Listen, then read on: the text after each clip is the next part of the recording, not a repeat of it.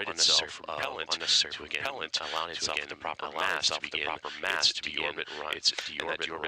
And that deorbit burn is about 3 hours and 52 minutes from now, leading to the eventual splashdown of the Crew 19 p.m. Central Time, 5 p.m. Eastern time. For NASA astronauts Butch Wilmore and Sunita Williams, the three will be completing their space flights respectively. McKay is third flight and second mission to the International Space Station of 171 days during his Crew 9 stay, and 374 over his career. Butch Wilmore, an extended stay for him on the International Space Station, and Sunita Williams, 286 days as a part of the expedition.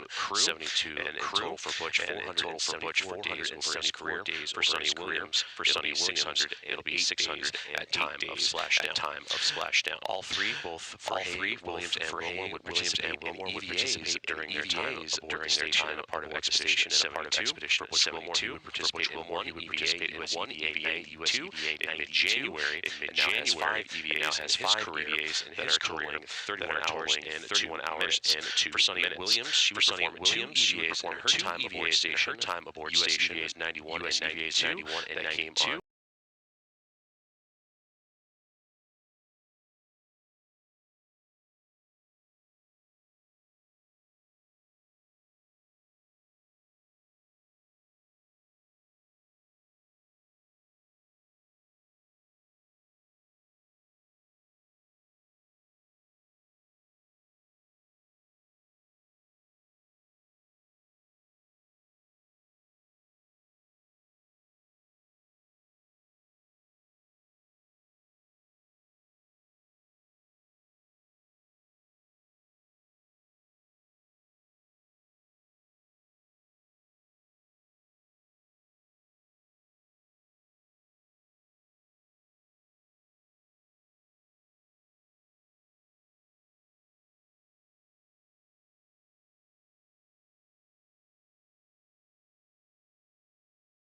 and Splashdown. Aboard Dragon now currently making sure everything is packaged the way it should be in preparation for, again, the prop waste burn about 2 hours and 50 minutes from now. This is Mission Control Houston.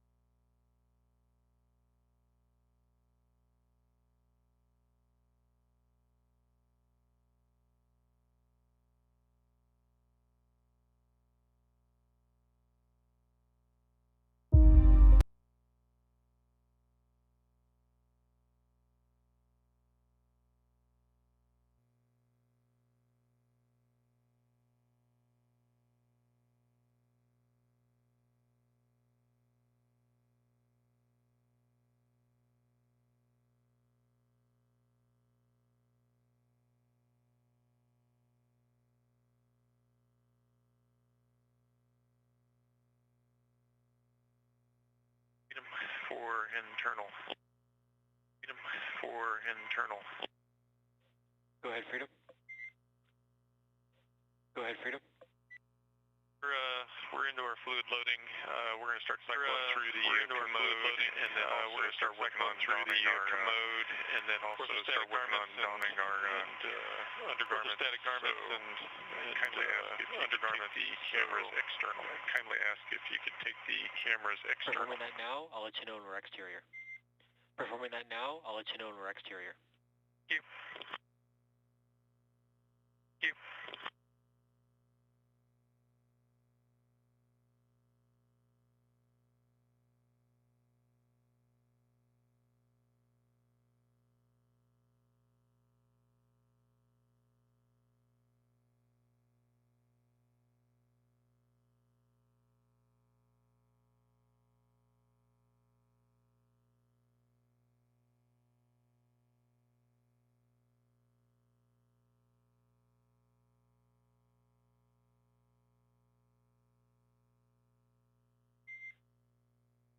Dragon SpaceX, cameras are external. Dragon SpaceX, cameras are external. Freedom copies, thank you. Freedom copies, thank you.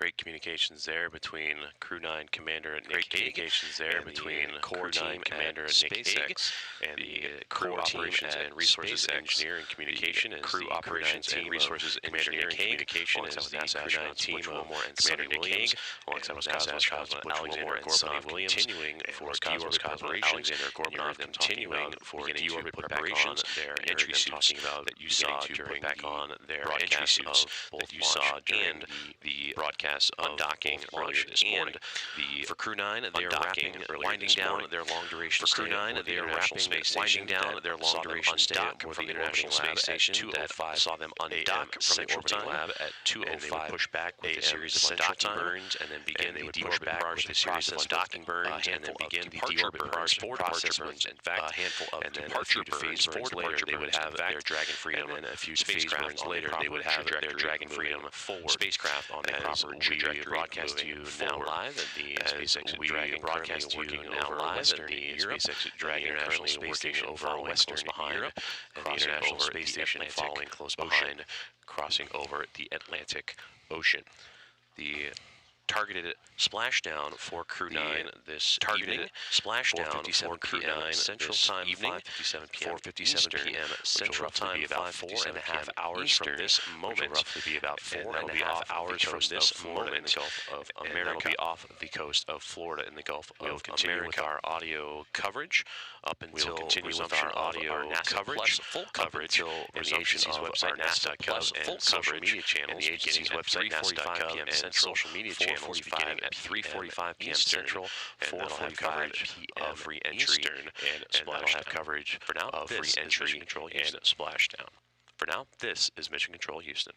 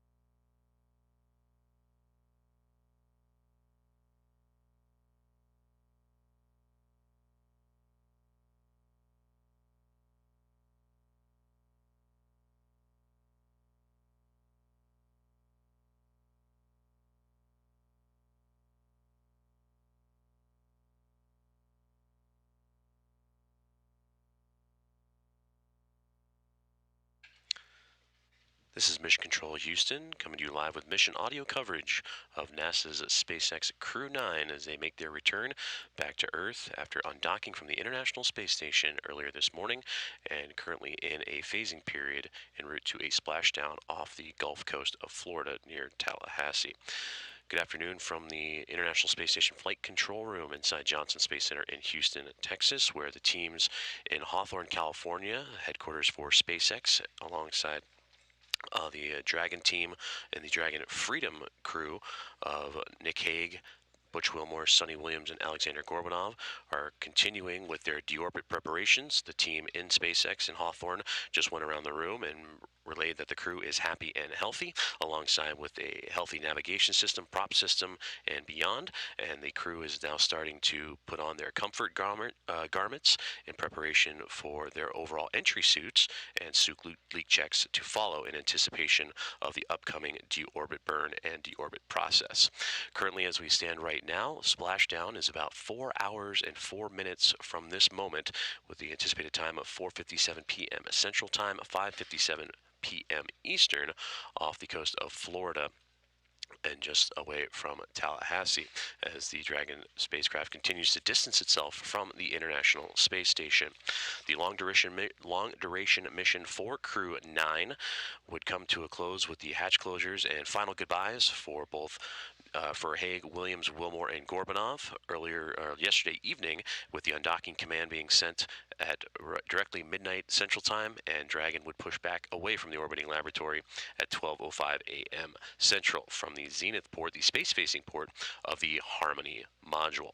From there, they would undergo a sequence of undocking burns and 4 departure burns. They also, earlier this morning, would complete phase burns, 2 sets of departure phase burns, in anticipation of their next major milestone, which will be the prop waste burn about 2 hours and 17 minutes from now. Now, as we speak, the Dragon spacecraft is currently about to head over the northern coast of Australia, with the International Space Station following behind. They're currently orbiting right now over central Russia.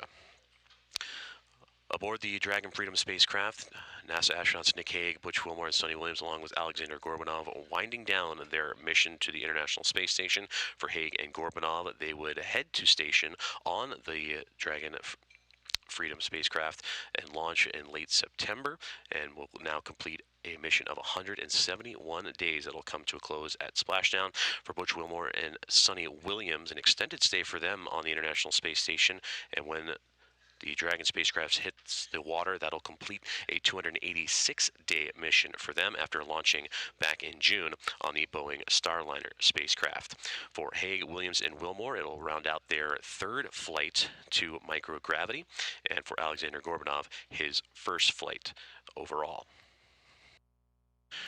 We will continue our mission audio coverage and switch over to NASA Plus for the full broadcast, alongside with the agency's website, nasa.gov, as well as the social media channels, beginning at 3:45 p.m. Central Time, 4:45 p.m. Eastern Time, where we will join our counterparts in Hawthorne, California, as well as our NASA team on the ground for all coverage of re-entry and splashdown for Crew 9. And again, the crew is happy and healthy, as recently reported by the teams at SpaceX, and continue their preparations for deorbit. The deorbit burn about 3 hours and 15 minutes from now, and the anticipated splashdown coming up on 4 hours and 1 minute away. Until then, this is Mission Control Houston.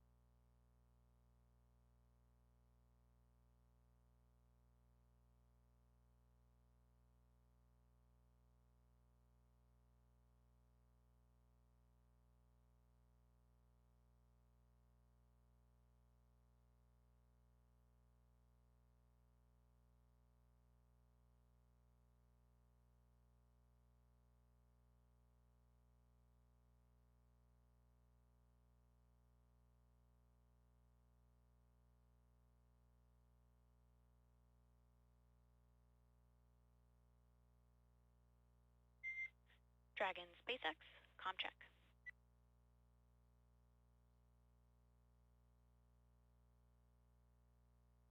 Freedom's with you, loud and clear. Hey there, Nick. We performed a shift handover down here on the last LOS. Arthur handed over to me, and you've got Kira now through the remainder of the mission. Outstanding. It's going to be a fun way to finish up a long journey for a few people. We are all very excited to bring you guys home today.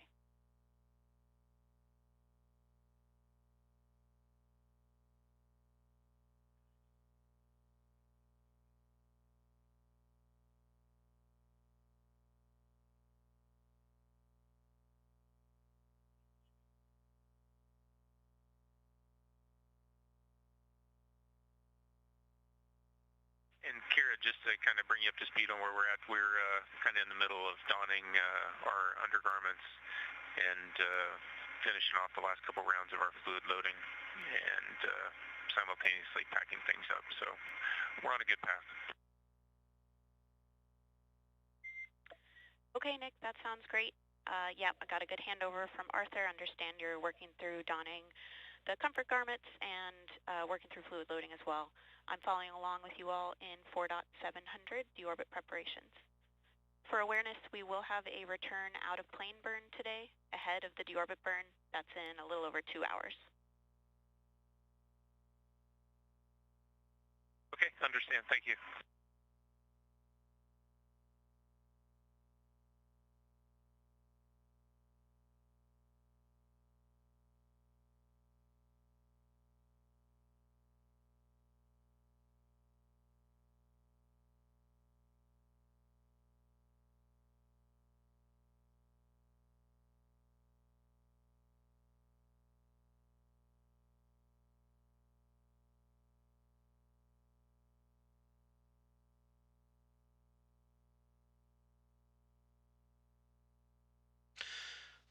This is Mission Control Houston, where you are hearing live audio conversations between NASA's SpaceX Crew 9 team and Commander Nick Hague with the team on the ground in SpaceX's core, the Crew Operations and Resource Engineer in Hawthorne, California, in headquarters for SpaceX.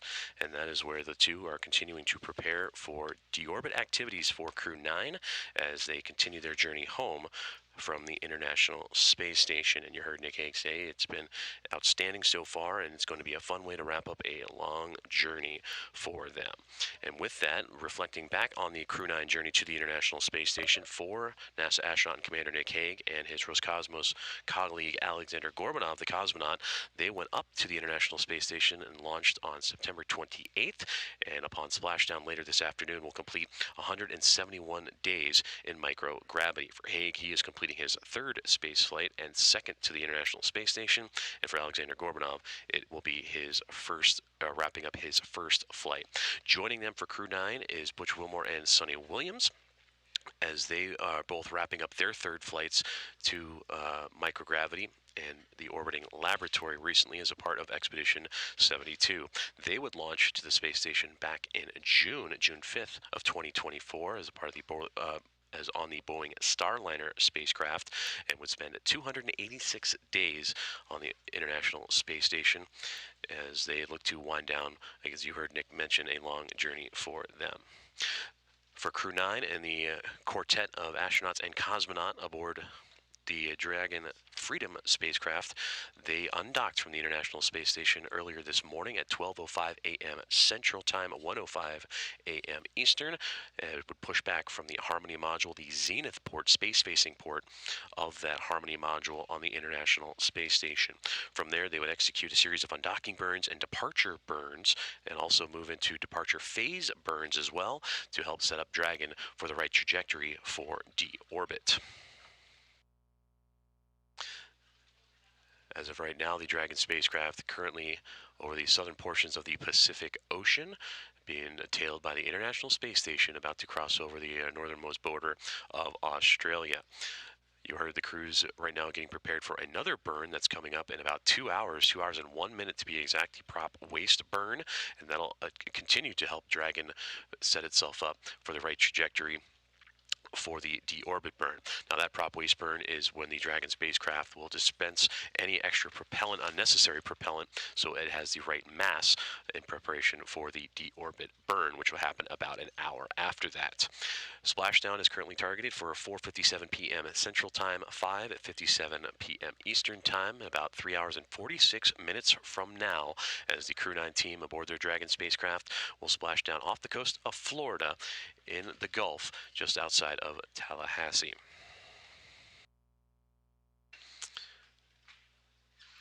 We will continue our audio coverage of the return of Crew 9, and we'll bring back up the full production, including at NASA Plus on the agency's website at nasa.gov and social media channels starting at 3:45 p.m. Central Time, 4:45 p.m. Eastern, and that'll take you through live coverage of re-entry and splashdown. As of now, in the last check-in, the crew is happy and healthy and continues deorbit preparation and their return home to Earth. This is Mission Control Houston.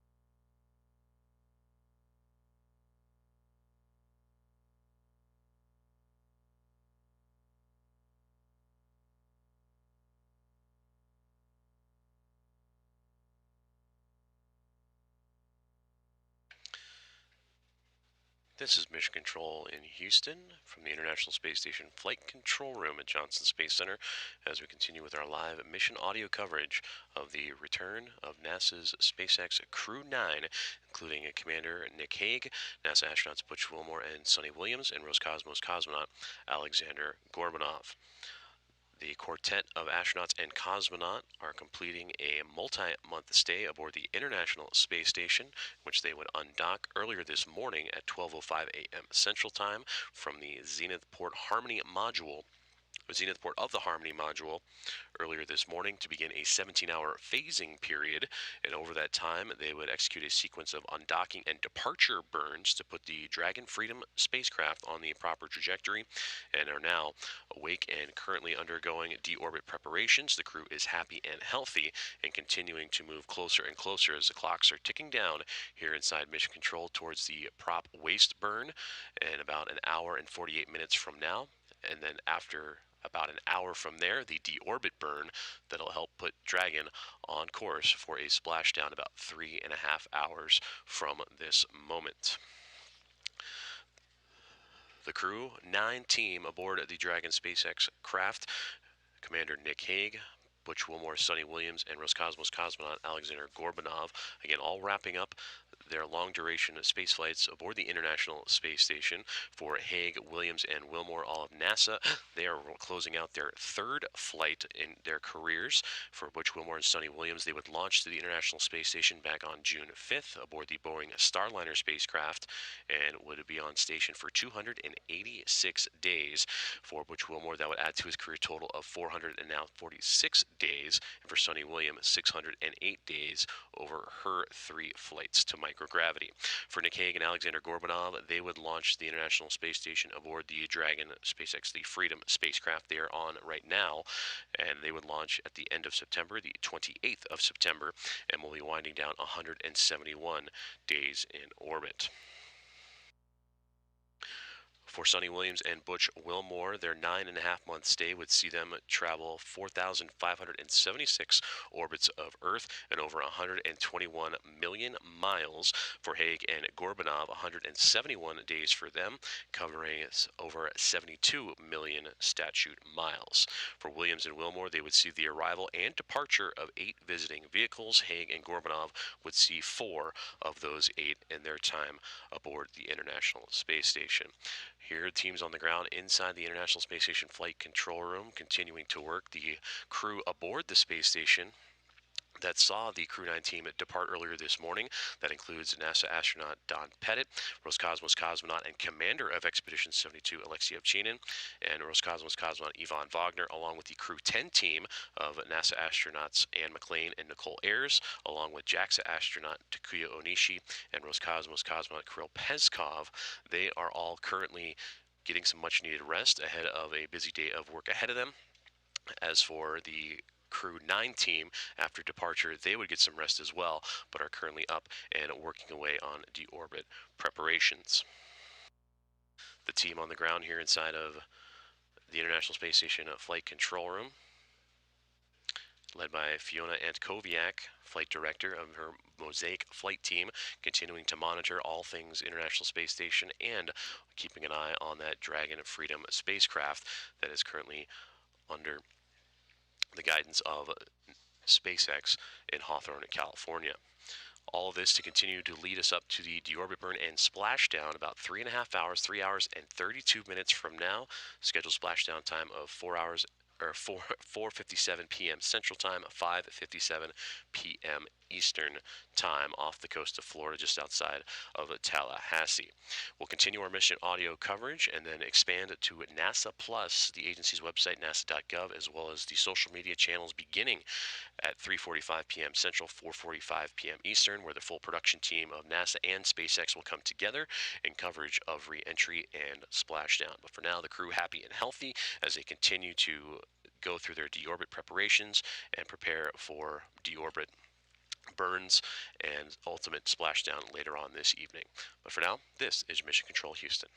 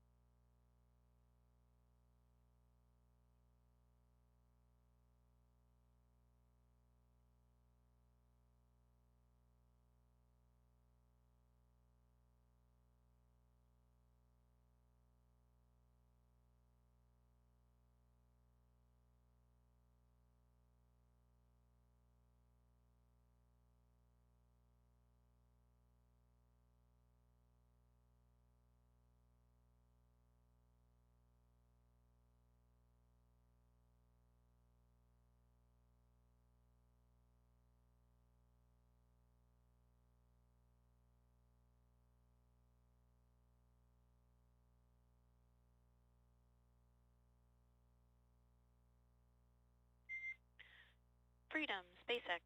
Less than 3.5 hours to scheduled splashdown time.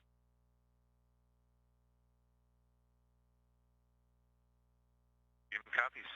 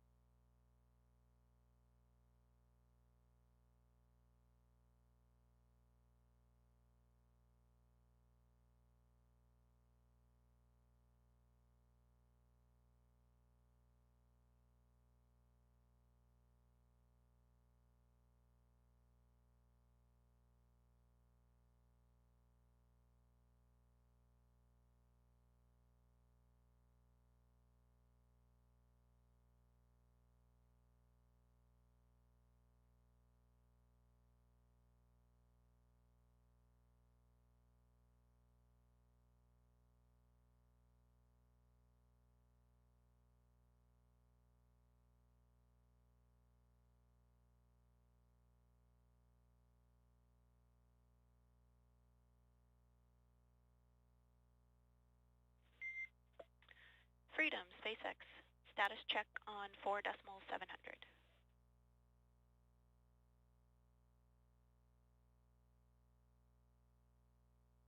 Freedom's with you.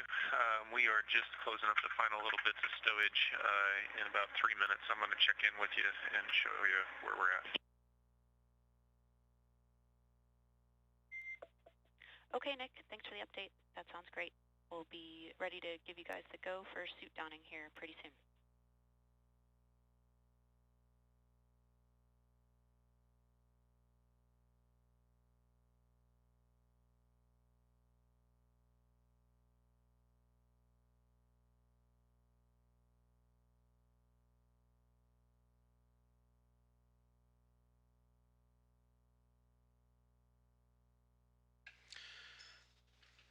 You are listening and watching to live audio coverage of NASA's SpaceX Crew 9 return as they continue their phasing and journey and return home from Earth after a long-duration mission to the International Space Station.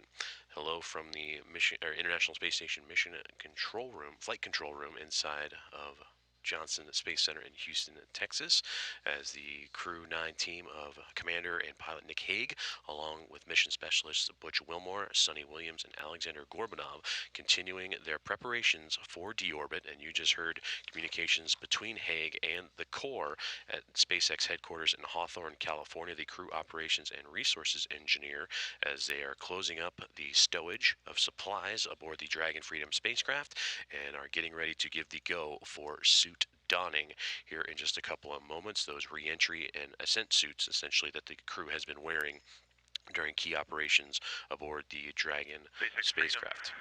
4.700. Freedom, go ahead.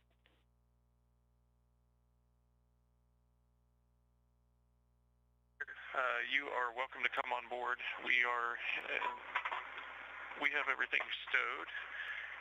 Section 1 is complete. Cabin's in a good config. I understand we waived Section 2 and fluid loading status.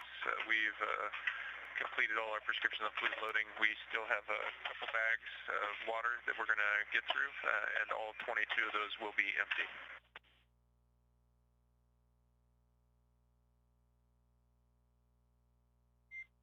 Okay, copy. Section 1 is complete. Section 2 for the floater camera inspection was waived. You are still working through fluid loading. You've completed your prescriptions, but still have 2 bags left that you are going to work through consuming.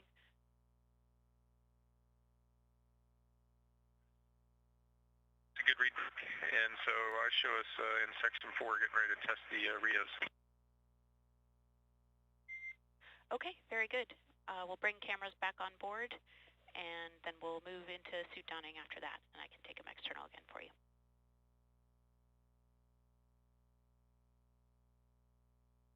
And we've got all our undergarments on, so when you come back internal, we can stay that way. We'll be on the don suit. Okay, excellent. We'll bring cameras back on board now.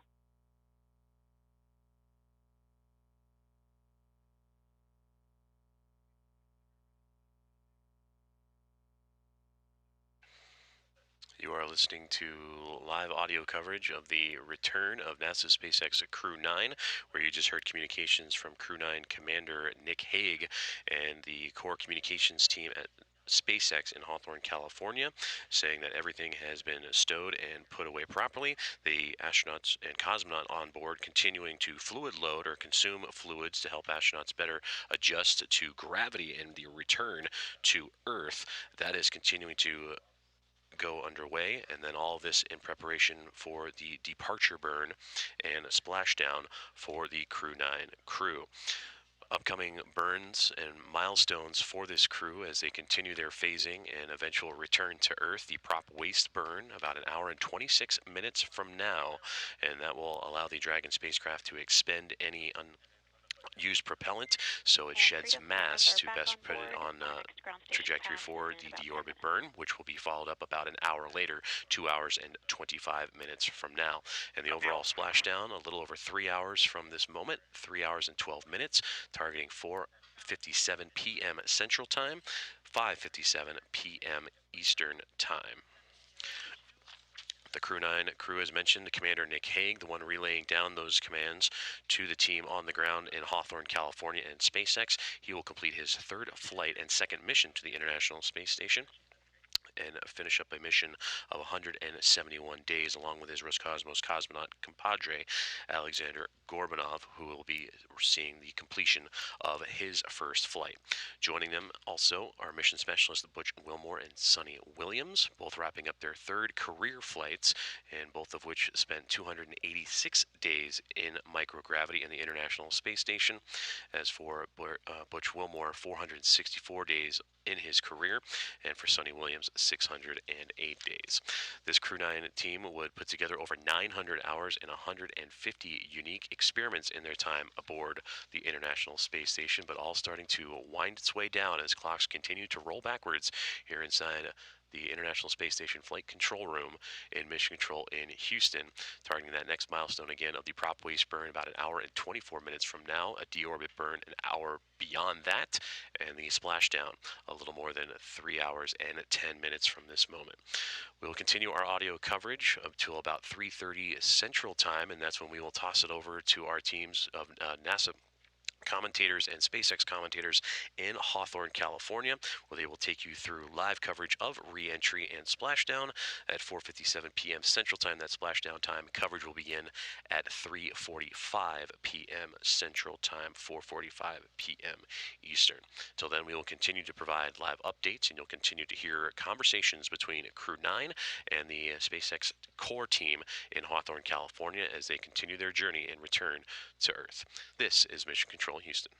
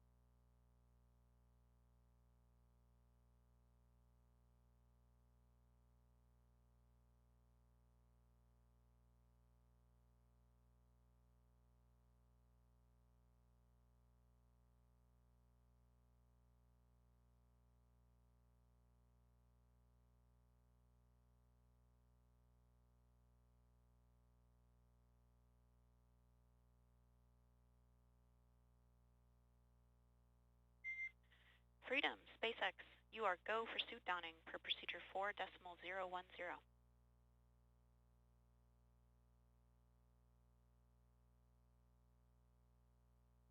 Copy, go for suit donning.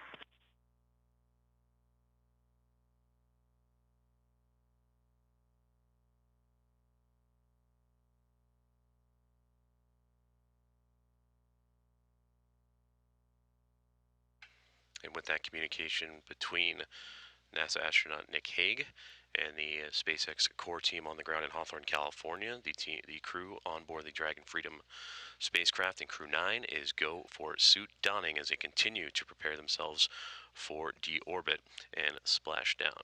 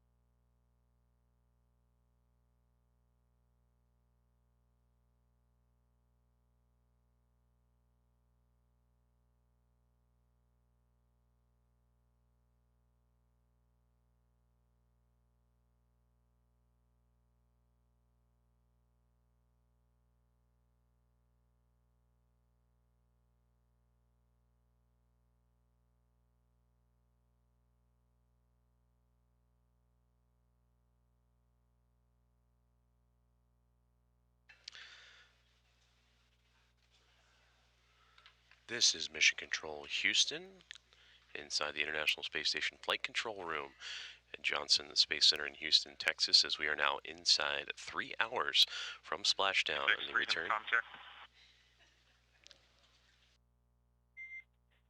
Freedom, I have you loud and clear. Got you the same from C2. Seat doning's in progress. Copy that. I see you in C2, and we just came on board with this ground station pass. Good to see you guys. And perfect timing there, as you just heard communications between SpaceX and the Crew 9 team, led by Commander Nick Hague, as suit donning is in progress. And again, Splashdown now 2 hours and 59 minutes away, as Crew 9 looking to concluding their long-duration mission to the International Space Station.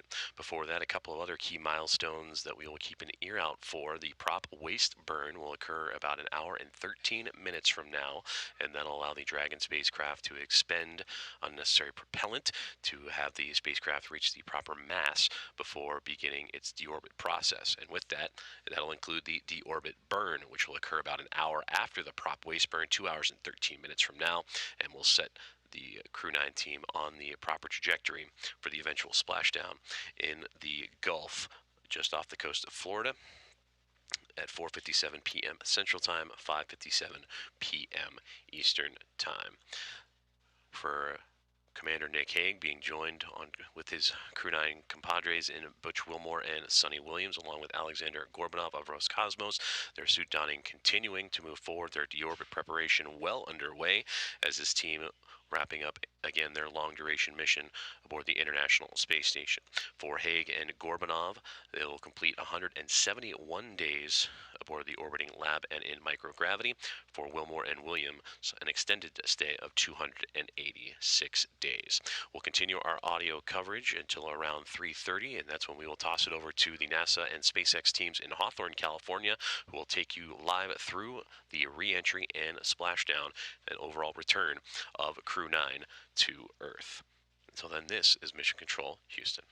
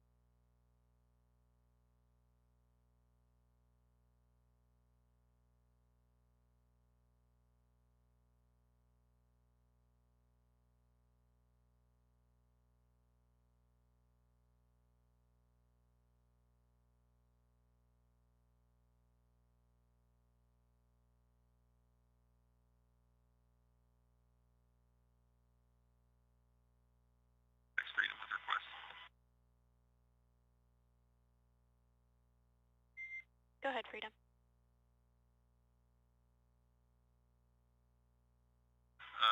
Can you take the cameras external? We're going to do one more quick bathroom break, make some adjustments, and then we'll finish up getting in seats. Yep, no problem. I'll do that right now.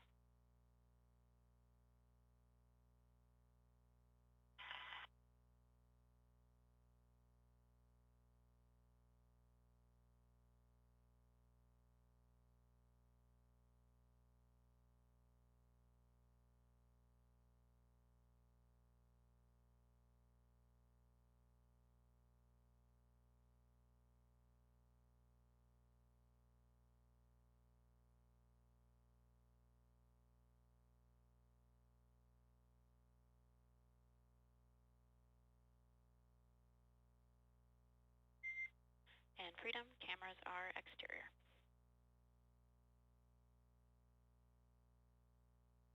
Copies.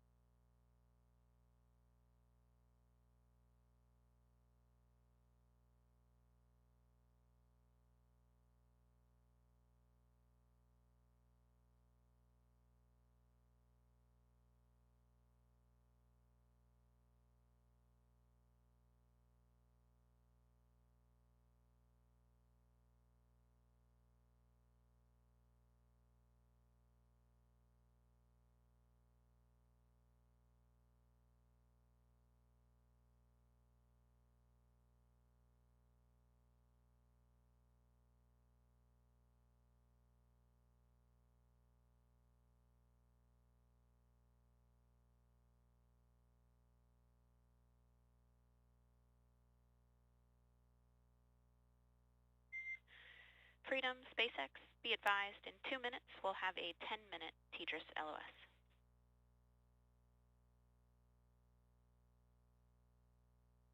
Copies. 2 minutes to a 10-minute LOS.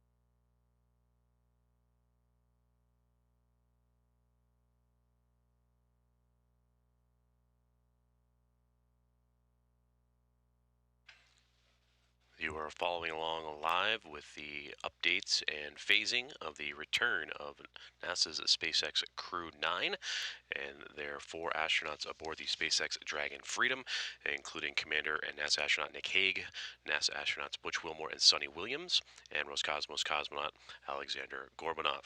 Good afternoon from the International Space Station Flight Control Room inside Mission Control Center in Johnson Space Center, Houston, Texas, as we have continuously monitored the progress of the Crew 9 team as they undocked from the International Space Station, wrapping up their long-duration mission aboard the orbiting laboratory earlier this morning at 12:05 a.m. Central Time. After a rest period, they would awake earlier this morning around 9:50 a.m. and get right to work with deorbit preparations, stowage, as well as beginning to don their undergarments and current entry suits. And that is what's going to be coming up here in the next few moments, is the pressure checks of those suits en route to what's going to be a couple of key milestones for burns for the Dragon spacecraft. The prop waste burn, now 58 minutes away, and that'll lead to a deorbit configuration and burn that'll be about an hour and 58 minutes away. Splashdown is currently targeted for 2 hours and 45 minutes from now, 4:57 p.m. Central Time, 5:57 p.m. Eastern Time.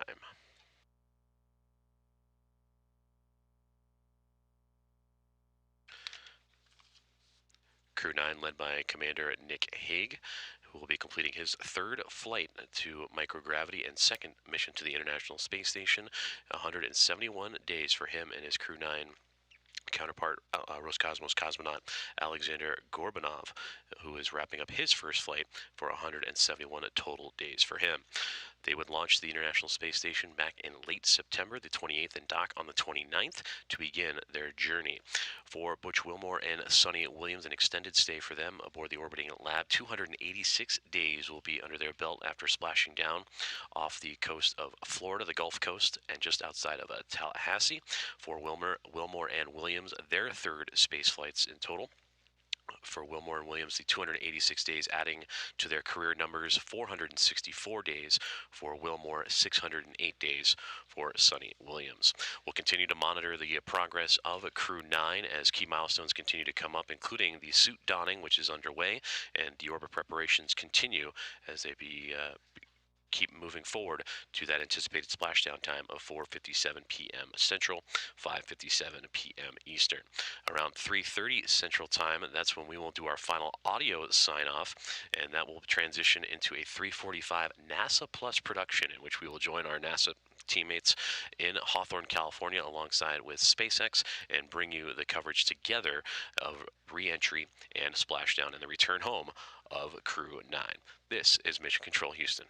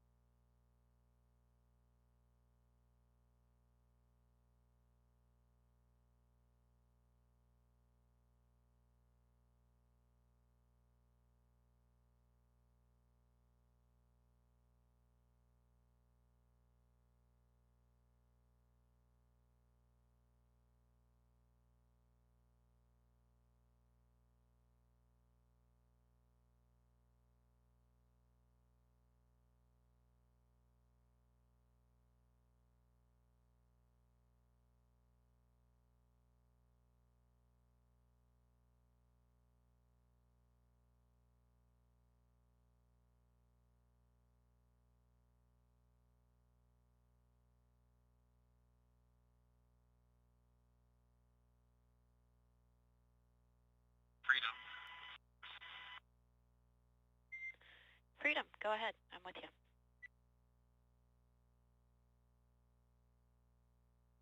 Four dot 010, and to deorbit prep 4.700. We're holding at the suit leak check, waiting for your go.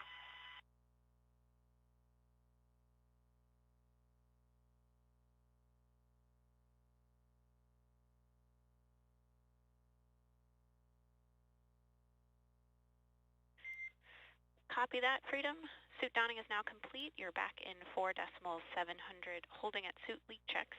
That's great timing. I was actually about to give you a call saying that we'd like to deconflict the suit leak checks from the OOP burn, and we're looking to move those up. So it sounds like you guys are ready for that. We're ready to support. Okay, great. I think we just have a couple more commands to send on our side, and I'll come back to you with the go for that shortly. Stand by. You are listening live to audio of Crew 9 and their journey and return to Earth after undocking from the International Space Station.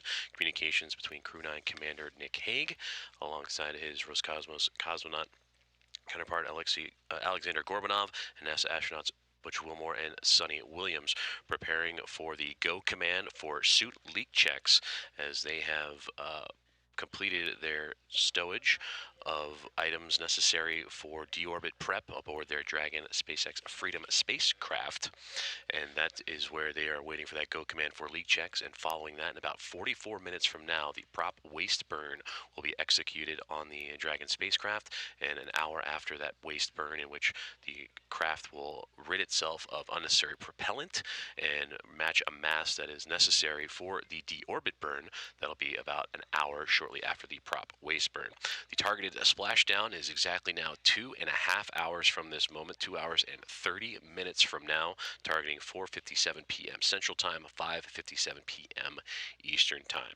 We'll keep tuned in as the Crew 9 team of Hague, Williams, Wilmore, and Gorbanov continue their phasing forward to that splashdown and return after a long duration mission to the International Space Station. SpaceX, you are go to begin suit leak check procedure 4.011.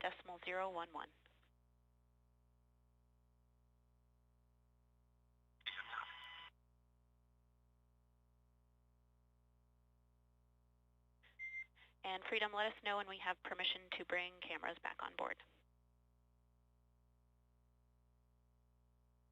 You're welcome to come aboard anytime. Okay, copy that. Coming back on board now.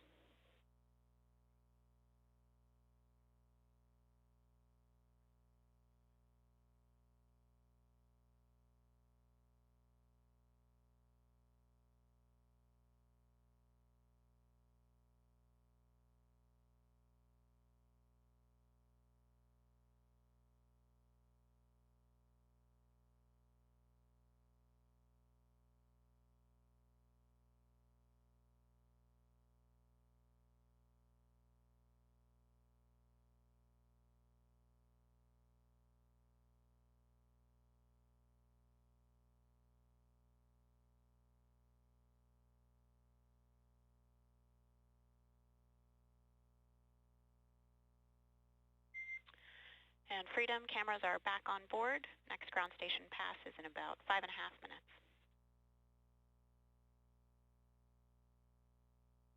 Copy, Kira. Thanks.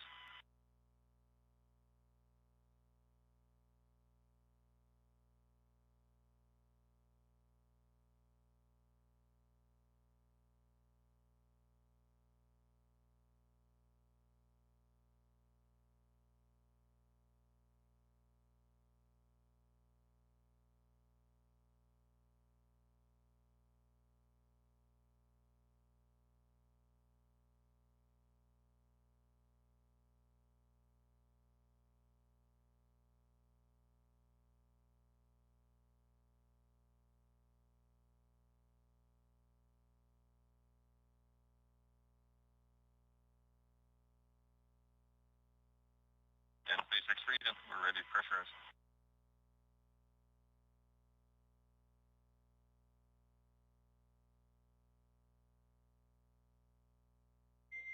Freedom SpaceX, go to initiate suit leak check.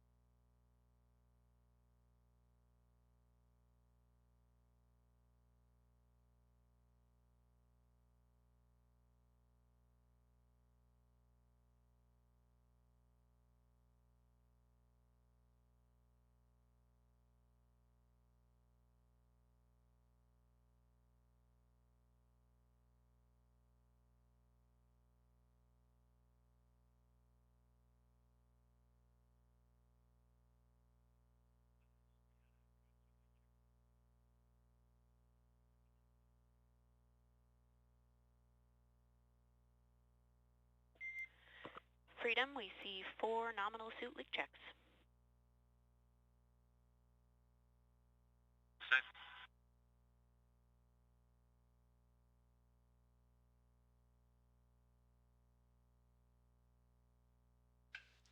This is Mission Control Houston, coming to you live with audio coverage of NASA's SpaceX Crew 9 as they continue to make their way closer and closer to their anticipated splashdown off the coast of Florida near Tallahassee. You just heard communications between Crew 9 Commander Nick Hague and the core at SpaceX in Hawthorne, California, the Crew Operations and Resources Engineer, confirming 4 good suits for the astronauts on board the Dragon Freedom spacecraft. NASA astronaut and commander of Crew 9 Nick Hague relaying that information and speaking on behalf of also his crewmates and NASA astronauts Butch Wilmore, Sunita Williams, and Roscosmos cosmonaut Alexander Gorbanov. The 4 of them are completing a long-duration mission to and aboard the International Space Station, in which for Wilmore and Williams, 286 days in microgravity for them upon completion of their mission. And for Hague and Gorbanov, 171 days. For Wilmore, Williams, and Hague, the NASA astronauts, they are completing their 3rd space flight. And for Hague, a career total now of 374 days in microgravity. Williams, 608 days. And for Wilmore, 464 days. And for Alexander Gorbanov, this is his first space flight and return home. and will clock in at 171 days for him. For Haig and Gorbanov, they would launch on the Dragon spacecraft back in late September and spend that time aboard the International Space Station. For Wilmore and Williams, aboard the Boeing Starliner that would launch back in early June. The quartet, the Crew 9 quartet, would undock from the International Space Station after fond farewells and goodbyes early this morning at 12:05 a.m. Central Time, 1:05 a.m. Eastern. And they would depart the zenith port of the Harmony module on the International Space Station. That is the space-facing port in which the Dragon would maneuver up, around, and underneath the station on a series of undocking burns and departure burns to back away in the neighborhood of that station, and then complete a series of departure burns and phasing burns to put the Dragon spacecraft on the appropriate trajectory to begin its journey home. We are 35 minutes away from the next burn sequence for the Dragon spacecraft, the prop waste burn, and that is going to allow the spacecraft to expend unnecessary propellant and have the spacecraft reduce its mass in preparation for further deorbit activities, and that would lead right into the deorbit burn an hour and 34 minutes from now. Splashdown, again targeted off the coast of Florida in the Gulf near Tallahassee. 2 hours and 21 minutes from this moment. 4:57 p.m. Central, 5:57 p.m. Eastern. We'll continue our audio coverage until about 3:30 p.m. Central Time, and that's when we will hand over to both our NASA colleagues and SpaceX partners over in Hawthorne, California. That'll take us live on NASA Plus, the agency's website, nasa.gov, as well as the social media channels beginning at 3:45 p.m. Central, 4:45 p.m. Eastern for all the coverage of re-entry and splashdown. So far, so good, and the crew happy and healthy aboard the Dragon spacecraft. 4 good suits after the recent suit check, and they continue their progress in their journey home to Earth. This is Mission Control Houston.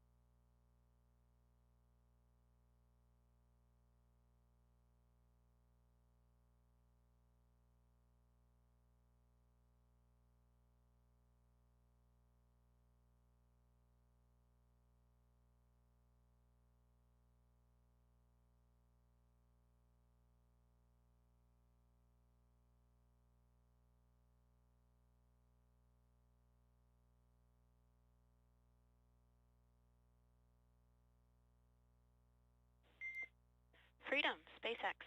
We are go for the upcoming out-of-plane burn in about 25 minutes per your displays.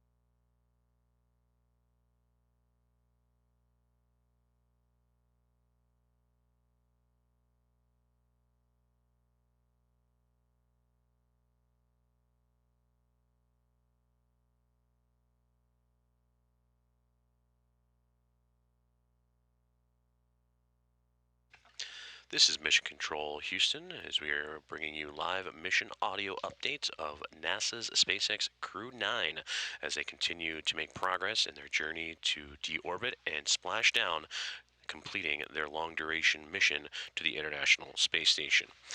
Good afternoon from the International Space Station Flight Control Room and Mission Control Center, Johnson Space Center, Houston, Texas, as crews on the ground both here in Houston and in Hawthorne, California, and SpaceX continue to monitor the progress of Dragon and their 4 crew members aboard, led by Commander and Pilot Nick Hague, NASA astronauts Barry Wilmore, Sunita Williams, and Roscosmos cosmonaut Alexander Gorbanov. Currently, the Dragon spacecraft is orbiting around Earth and just passing over the South Pacific Ocean, as teams also here in Houston monitoring the International Space Station as it crosses over now the western border of Australia. But taking a look ahead at key milestones coming up for the Dragon spacecraft, that now 20 minutes away from an out-of-plane burn that will see them remove excess propellant and continue to fine-tune Dragon's mass and trajectory en route to its splashdown target off the coast of Florida in the Gulf, just outside of Tallahassee. You're hearing communications frequently now, and more so as we get closer to deorbit between Commander Nick Hague and the core at SpaceX in Hawthorne, California. That is the Crew Operations and Resources Engineer, as Dragon under the command and guidance autonomously of that team in Hawthorne, California. For Nick Hague, Alexander Gorbanov, Butch Wilmore, and Sunita Williams, they recently just completed their suit pressurization checks. 4 good suits, so it was good to go, and they were just notified a few moments ago that they are now inside of 20 minutes away from that burn coming up. That burn will then lead into about an hour after that, the deorbit burn that'll put Dragon on the path to return home into that splashdown zone, as mentioned, off the coast of Florida, just outside of Tallahassee. Splashdown time, 4:57 p.m. Central, 5:57 p.m. Eastern time, and that splashdown a little more than 2 hours and 5 minutes away, as the crew and the countdown clocks continue to roll along in progression of their return back to Earth. For Nick Hague and Alexander Gorbanov, it'll complete a 171-day mission in microgravity and aboard the International Space Station. For Butch Wilmore and Sunita Williams, 286 days for both of them. We will continue to bring live updates through the audio platforms and national social channels up until about 3:30 p.m. Central Time, and that's when we will hand it over to our counterparts and teammates at NASA and SpaceX in Hawthorne, California. That'll bring you live production of the re-entry and splashdown on NASA Plus, nasa.gov, the agency's website, as well as on the social media channels. And again, that'll begin at 3:45 p.m. Central, 4:45 p.m. Eastern. Everything continues to move forward for Crew 9 and their return to Earth. And again, splashdown 2 hours and 4 minutes away. This is Mission Control Houston.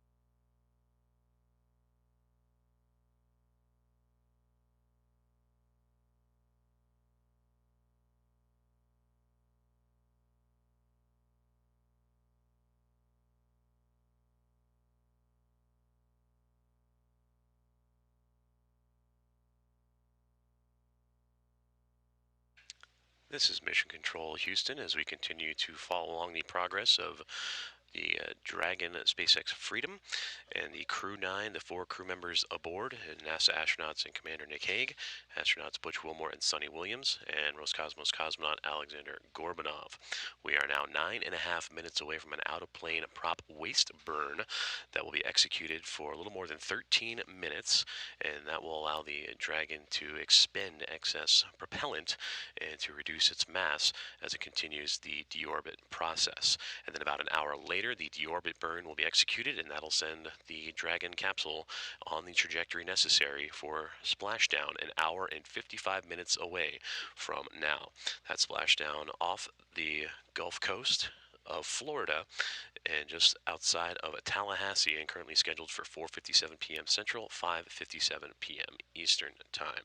And again, Crew 9, manned by Commander Nick Hague, with NASA astronauts Butch Wilmore, Sunny Williams, and Roscosmos cosmonaut Alexander Gorbanov, all completing a long-duration mission aboard the International Space Station, in which they would undock the orbiting laboratory earlier this morning at 12:05 a.m. Central Time from the Zenith port, or the port facing space of the Harmony module of the station.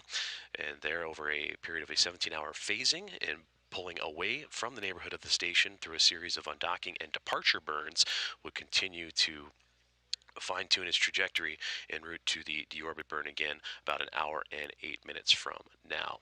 But inside 9 minutes from the out-of-plane and prop waste burn, we will continue to follow along as the crew aboard the SpaceX Dragon Freedom spacecraft continues to complete its deorbit preparations. They are in their suits.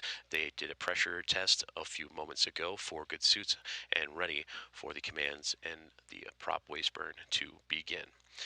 We'll continue our mission audio coverage of all things Crew 9 and their return to Earth before we'll toss it over to our team in Hawthorne, California. The NASA and SpaceX commentators will take over at 3:45 p.m. Central Time to take you through re-entry and splashdown, as Crew 9 making its return back after a long-duration mission aboard the International Space Station. This is Mission Control Houston.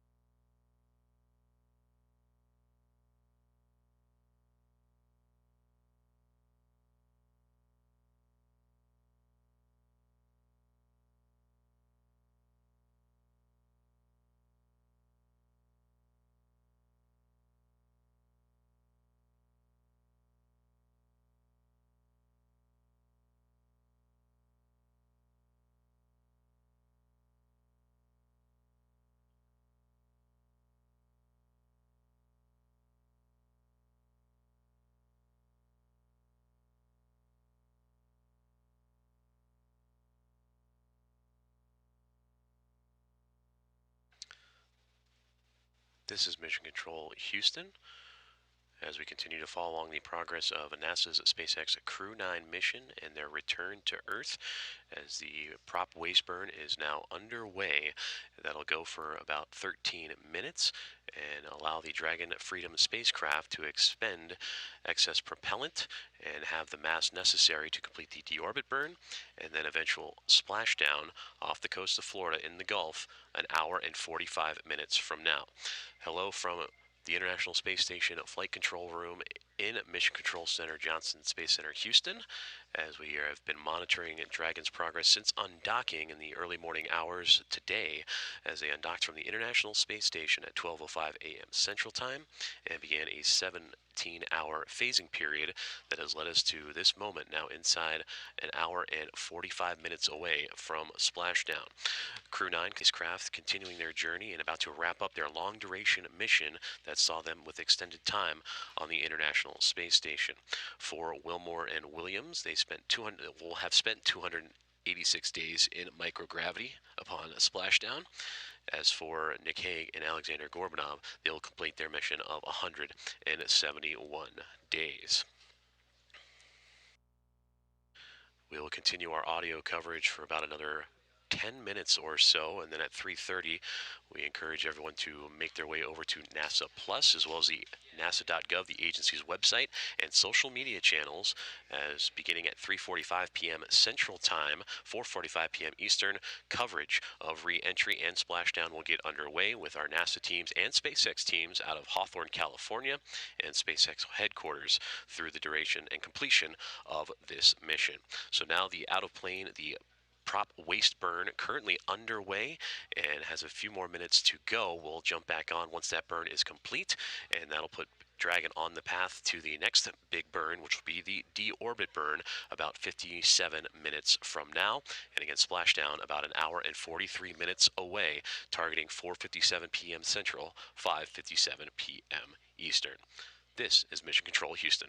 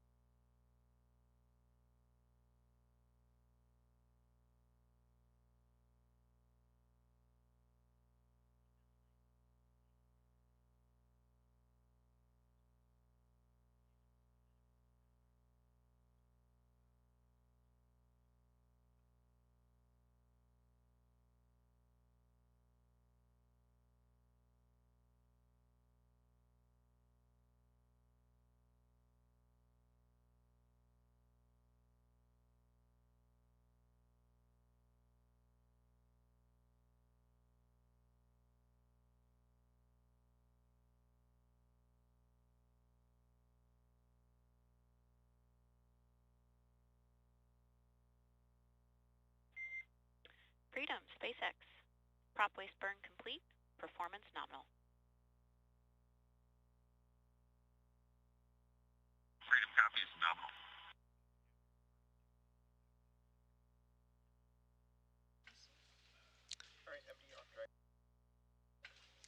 This is Mission Control Houston, coming to you live with mission audio coverage as NASA's SpaceX Crew 9 continues to make way on its return trajectory back home to Earth, with Splashdown coming about an hour and 32 minutes from now.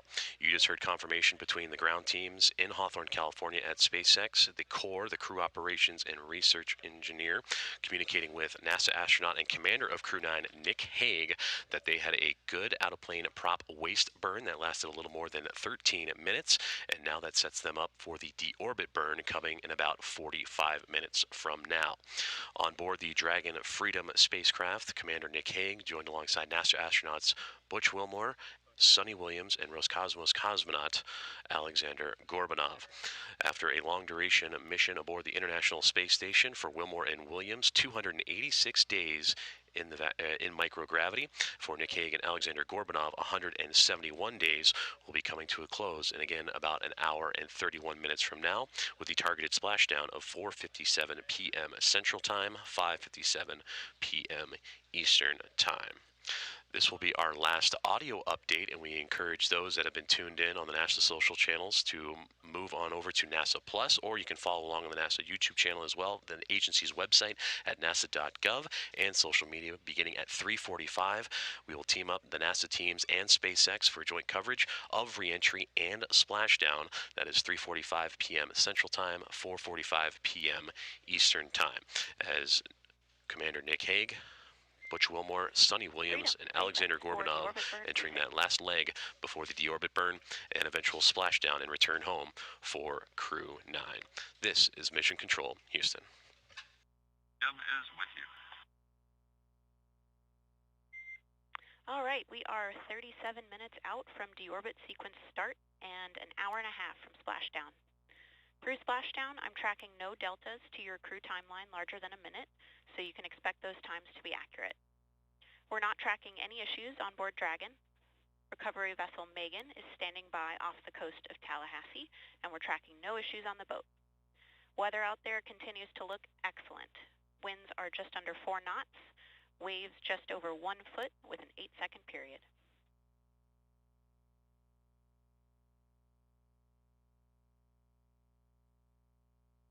Like a beautiful day down there.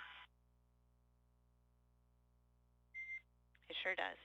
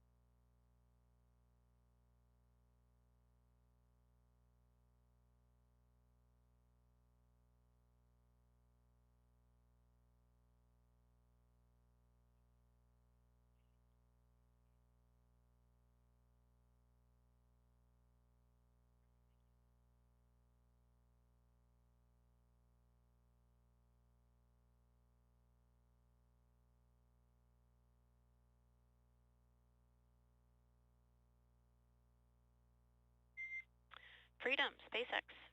SpaceX is go for deorbit, entry, and landing. Deorbit sequence start in 30 minutes.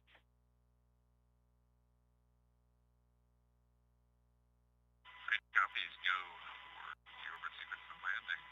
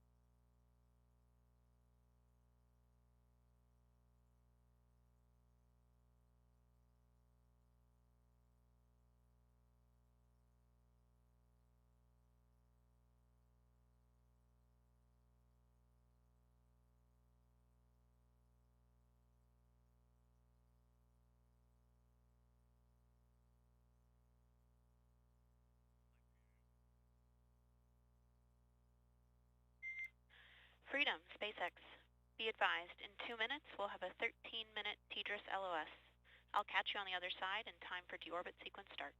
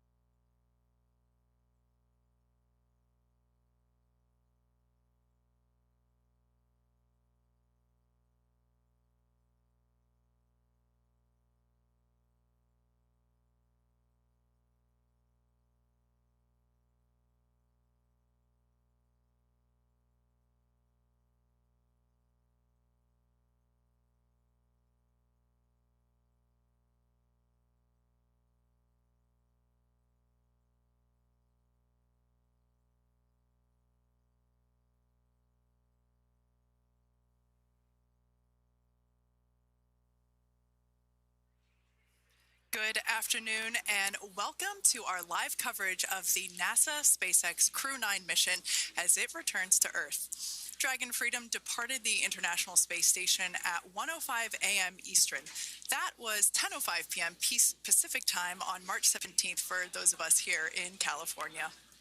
On board Crew 9 are NASA astronauts Nick Hague, Sunny Williams, Butch Wilmore, and Roscosmos cosmonaut Alexander Gorbanov, and they are now on their way to the targeted splashdown site off the coast of Tallahassee, Florida. My name is Kate Tice, Senior Quality Systems Engineering Manager here at SpaceX, and joining me today from NASA Communications is Sandra Jones. Thanks, Kate. It's always such a pleasure to be here. Upon departing the International Space Station, Dragon underwent a sequence of departure burns. The crew then had a rest period and has since kicked off preparations for re-entry, including getting into their spacesuits and successfully performing a leak check. The next phase of the mission is when things will really start to amp up. Dragon has a series of steps to complete before returning Crew 9 home. That's right. First, Dragon will maneuver to the correct attitude and jettison its trunk, which is the cylindrical, unpressurized lower part of the spacecraft. The trunk is currently connected to the aft or bottom section of Dragon, where the heat shield is located. But in order to expose that heat shield and get the vehicle ready for atmospheric re-entry, we're going to jettison that trunk. From there, the spacecraft will use its forward thrusters to perform a deorbit burn, which will put Dragon on a trajectory to return to Earth. This burn will last about 7.5 minutes once it starts. The deorbit burn uses Draco thrusters on Dragon, primarily the four located on the forward bulkhead, and is executed at the apogee, or the highest point of Earth's current orbit around the Earth. This deorbit burn will alter Dragon's path to ultimately line it up to re-enter Earth's atmosphere and splash down off the coast of Florida. Splashdown today is planned for 2:57 p.m. Pacific or 5:57 p.m. Eastern. The Crew 9 mission began a little differently than usual, since Butch Wilmore and Sunny Williams were already aboard the space station when Nick Hague and Alexander Gorbanov arrived in the Crew 9 spacecraft in September. Having arrived as the crew flight test crew for Starliner, Wilmore and Williams were fully incorporated into the space station's Expedition 72 team and began research and other work aboard the station along with the other crew members. Additionally, Williams commanded the orbiting laboratory for much of the expedition. And after a successful liftoff and separation from Falcon 9, Nick and Alexander made a short flight on board Dragon to the International Space Station in September. Both veterans of long-duration station missions, both Williams and Wilmore conducted spacewalks during their 9 months in space. Having had the capacity to leave the station at any point, had there been some type of emergency, the crew members began packing for their voyage home about a week ago and worked through tasks and shared lessons learned with the newly arrived Crew 10 team, who arrived just a few days ago. For return operations such as this, NASA and SpaceX closely coordinate with the United States Coast Guard to establish a safety zone to ensure public safety and for the safety of those involved in the recovery operations, as well as the crew on board the returning spacecraft. Multiple notices are issued to mariners in advance of and during recovery operations, and Coast Guard patrol boats are deployed to discourage boaters from entering the splashdown zones. Now, we do want to stress to the public the need to respect this safety zone. Recovering a spacecraft from the water is a hazardous task, and any other boats interfering increases risk to the astronauts in Dragon, the teams working to recover them from the water, and the safety of those that come too close. So, for the safety of the crew and your safety, we recommend you sit back and watch as we'll be bringing you the best possible views of our astronauts' homecoming. And they will be the best views that you can get. So, let's take a minute to meet our returning crew. U.S. Space Force Colonel Nick Hague is your Crew 9 commander. He was selected by NASA as an astronaut in 2013. This was his second spaceflight to the International Space Station and third launch overall. He spent 171 days in space with Crew 9 and has a career total of 374 days in space. During his mission, he completed a spacewalk with astronaut Sunita Williams. That was his fourth spacewalk, earning him a career total of 25 hours, 56 minutes of spacewalking time. Before Crew 9, Hague previously served as a crew member of Expedition 59 and 60 back in 2019. He flew with Alexei Ovchinin and NASA's Christina Cook. So, this is his second time sharing the space station with Ovchinin. The Kansas native is a test pilot of a distinguished graduate of the United States Air Force Academy. Nick spent 5 months in Iraq in support of Operation Iraqi Freedom. He voluntarily transferred from the United States Air Force to U.S. Space Force in 2021 and is an active colonel. His wife, Katie, is a retired U.S. Air Force colonel, and they have 2 sons. NASA astronaut Sunita Williams is a mission specialist for Crew 9. This was her third visit to the space station. She originally launched aboard Boeing Starliner spacecraft and arrived at the space station on June 6th. And it looks like we are beginning to get some views inside the spacecraft, overlooking the shoulders of the crew on board Dragon. We'll continue to bring you those views throughout the day and views throughout Splashdown this afternoon rather. But to jump back into a little bit more about Sunny, she became an Expedition 71-72 crew member, and she logged 286 days in space on this mission. But she actually has a total of 608 days in space, the second most time in space by a U.S. astronaut. Former NASA astronaut Peggy Whitson ranks first for the U.S. with 675 days in space. She conducted 2 spacewalks and has completed 9 over the course of her career for a total of 62 hours and 6 minutes of spacewalking time. She ranks 4th on the list of cumulative time spacewalking by a female astronaut, and she has flown on 4 different spacecraft types, including the Space Shuttle, Soyuz, Starliner, and now Dragon. Previously, she served on Expedition 14 and 15 in 2006 and 2007, and again with Expedition 32 and 33 in 2012. She's a retired U.S. Navy captain and is a proud graduate of the U.S. Naval Academy. NASA astronaut Butch Wilmore is also serving as a mission specialist today. This is his 3rd spaceflight and, just like Sunny, logged 286 days in space. He conducted 1 spacewalk and completed 5 over the course of his career, earning him a total spacewalking time of 21 hours, 2 minutes. He's flown on 4 different spacecraft types throughout his career: the Space Shuttle, Soyuz, Starliner, and now Dragon.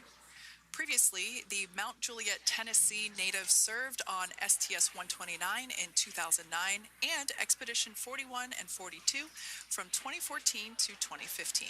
Wilmore is also retired, a retired captain in the U.S. Navy. And Alexander Gorbanov is a 3rd mission specialist serving on today's mission. Crew 9 was his very first space flight to the space station, earning him a total of 171 days in space over the course of his career. Gorbanov, along with Nick Hague, saw the arrival of 4 visiting vehicles and saw the departure of 4 as well. The duo orbited the Earth more than 2,700 times during their mission. Before his cosmonaut selection in 2018, Gorbanov worked as an engineer for a rocket space corporation and helped support cargo spacecraft launches from the Baikonur Cosmodrome in Kazakhstan. To prepare for upcoming events, Dragon is currently doing a couple of things autonomously. First, it's isolating the thermal control system fluid loops from the radiator. This system is what will help keep the internal temperature of Dragon very comfortable for Nick, Sunny, Butch, and Alexander during the re-entry phase. Dragon is also initiating separation of the claw mechanism, which will terminate data, power, and fluid connections between the spacecraft and the trunk in preparation for that trunk separation that I mentioned earlier. Now, as we saw before, we are hoping to get more views inside of the Dragon capsule. We will bring those, of course. We want to see more of our 4 crew members. But now a bit more of the Dragon Freedom capsule. It has flown on several missions for NASA. It first launched April 27th, 2022. To the International Space Station on NASA's SpaceX Crew 4 mission. It was subsequently used for 2 private spaceflight missions to the space station for Axiom Space, Axiom Mission 2 in May 2023, and Axiom Mission 3 in January of 2024. And of course, Crew 9 launched last year, is September 28th. So yeah, a little bit about the Dragon Freedom capsule. Here, a view that we have once again between the shoulders of Commander Nick Hague, who is on the left-hand side of your screen there, and Mission Specialist Alexander Gorbanov there on the right. That's right, Kate. And the next major milestone that we're looking ahead towards this afternoon is claw separation. We're targeting that claw separation at 2:05 p.m. Pacific time this afternoon, so less than 10 minutes from now. Continuing to get some views inside Dragon Freedom. To the far left there is NASA astronaut Butch Wilmore, and as you can see, the crew is suited up in their space suits. They are suited up in what we call dynamic phases of flight. So when they launch, when they dock, when they undock, when they return back for splashdown. We might hear some call-outs on the loops about putting their visors down. That will happen just prior to deorbit burn. And you'll hear us pause when some of those communications happen. That's because we want to make sure that we are relaying the best information to you all, and so that you hear it as well. So if you do hear us pause, that is what we're doing. You also see they have their gloves on there, and I know the gloves are pretty unique on the Dragon spacesuits, right? They're custom created? Yes. The spacesuit overall is custom fit for each astronaut. These enable usage of the touchscreen panels that they have in front of them. We can't see it from this view, but that view we saw earlier between Alexander Gorbanov and Nick Hague, that is a touchscreen. It allows the crew to monitor everything that Dragon is doing, along with those tablets that they have there on their legs. So yeah, the spacesuit itself is intended to act as a mini spaceship, if you will, as once the visors are closed, it is able to maintain a pressure in the unlikely event of a depressurization event for Dragon. So there we can see those screens I was talking about. So there in the center We've got the location tracker, as well as on the left-hand side, it's mapping out the operations that Dragon is executing. The crew has to remain well informed of all these things that Dragon is doing autonomously. That basically means that Dragon is flying itself. The crew has the ability to control the capsule if necessary, but the capsule is essentially going to bring itself home. But of course, in order to be familiar with the orbit sequence starts in 5 minutes.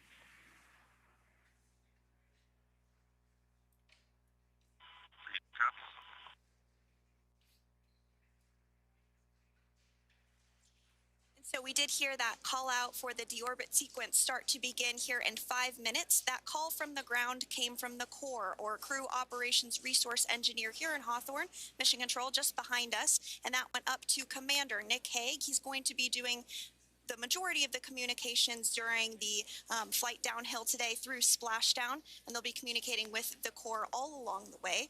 Now, we did mention that they are flying on Crew Dragon Freedom. The naming of spacecraft has gone all the way back to the very beginning of this human spaceflight program. This is a nod to Alan Shepard naming his spacecraft Freedom 7 during the Mercury program. And so the crew that first flew up on Freedom a few years ago had the opportunity to name this Dragon, and they named it Freedom. That was Crew 4 that was the first flyers on this spacecraft. It's also flown for Axiom Mission 2 and 3, and then, of course, today for Crew 9 as well. Yeah, actually, fun fact about this particular capsule, of those 4 missions that Sandra just mentioned, we have seen daytime splashdowns for 2 of those. Today will mark the third daytime splashdown. So there's something lucky about this particular capsule that gets daytime splashdowns. Nighttime is great because we can see even more clearly the capsule streaking through, but I personally love the daylight views because we really get even better views of the recovery team operations during that phase of the mission. Yes, absolutely. And if you follow along with our missions, you'll know that sometimes weather is a watch item when it comes to undocking and splashdown. We do splashdown in the water, so we want to ensure that parameters like wave heights and wind speeds and precipitation, lightning, all of that is looking good for the crew and the safety of those recovery personnel. And today the weather is just pristine. We got off of space station on the very first attempt. So I'm joking around and saying that it was because it was St. Patrick's Day and we got really lucky with the weather. I wouldn't disagree with that. Speaking of weather, we will be hearing from CORE probably around 2:20-ish. Typically, before we enter the period of loss of signal, or LOS, we will hear an entry briefing from the CORE, the Crew Operations Resource Engineer, and they will deliver important information like updated anticipated splashdown and loss of signal times to the crew, as well as the wave height and wind speed. So we'll be standing by to listen in on those. Like I said, that will happen shortly after, typically after trunk separation. I can't quite remember if it's before or after deorbit burn. It must be before. But in any case, we'll be hearing all of that coming from CORE. In fact, that individual is seated there in the room on your screen. That is SpaceX Mission Control in Hawthorne, California. That room is located just over our shoulders, and that is where Dragon operators are standing by on console, monitoring the progress of Dragon as it continues its way home.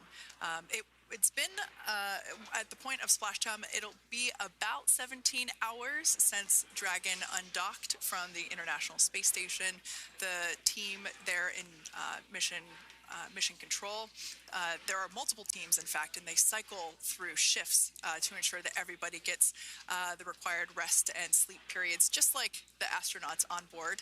And that Crew Operations and Resource Engineer is seated there in the room, and that, like Sandra said, is the primary voice that we'll be hearing communicate from the SpaceX team to the crew on board.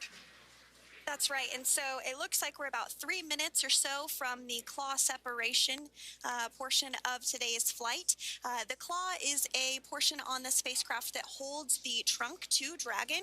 Following claw separation, we're going to jettison or remove that trunk because it's no longer needed. The trunk has solar arrays on it that provides power to the Dragon spacecraft, but now that we're beginning the reentry process, we need to go ahead and jettison that trunk and able to expose the heat shield, which is really going to do the heavy lifting as Crew 9 re-enters the Earth's atmosphere. They come in at 17,500 miles per hour, so they really need to ensure that that heat shield absorbs that heat, and there's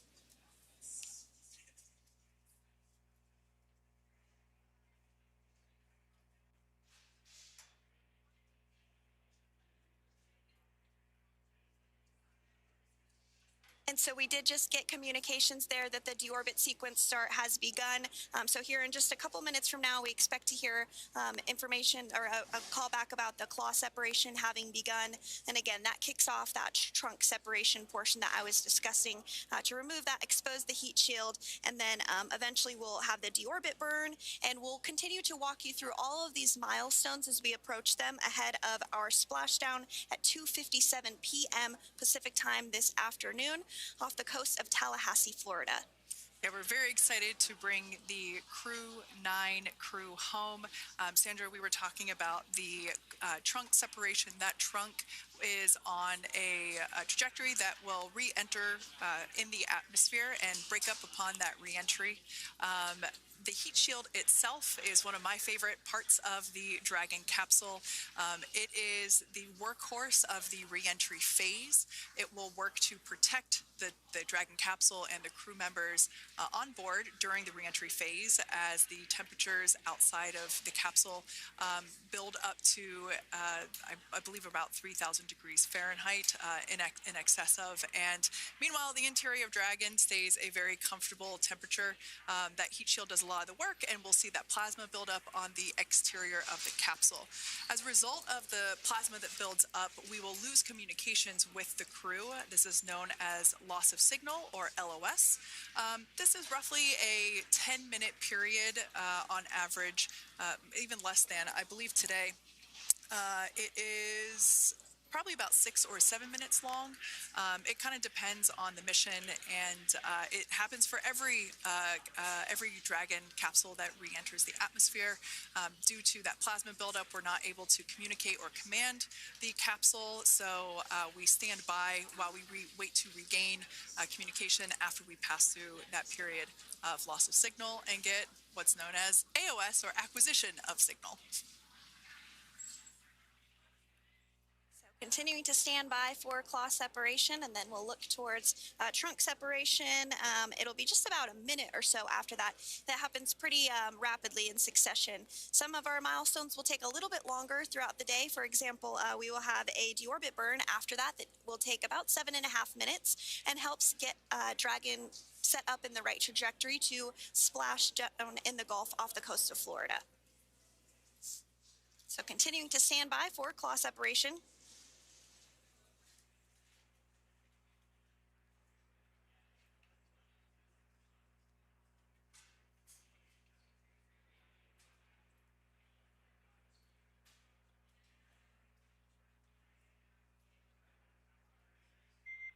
Nominal trunk jettison.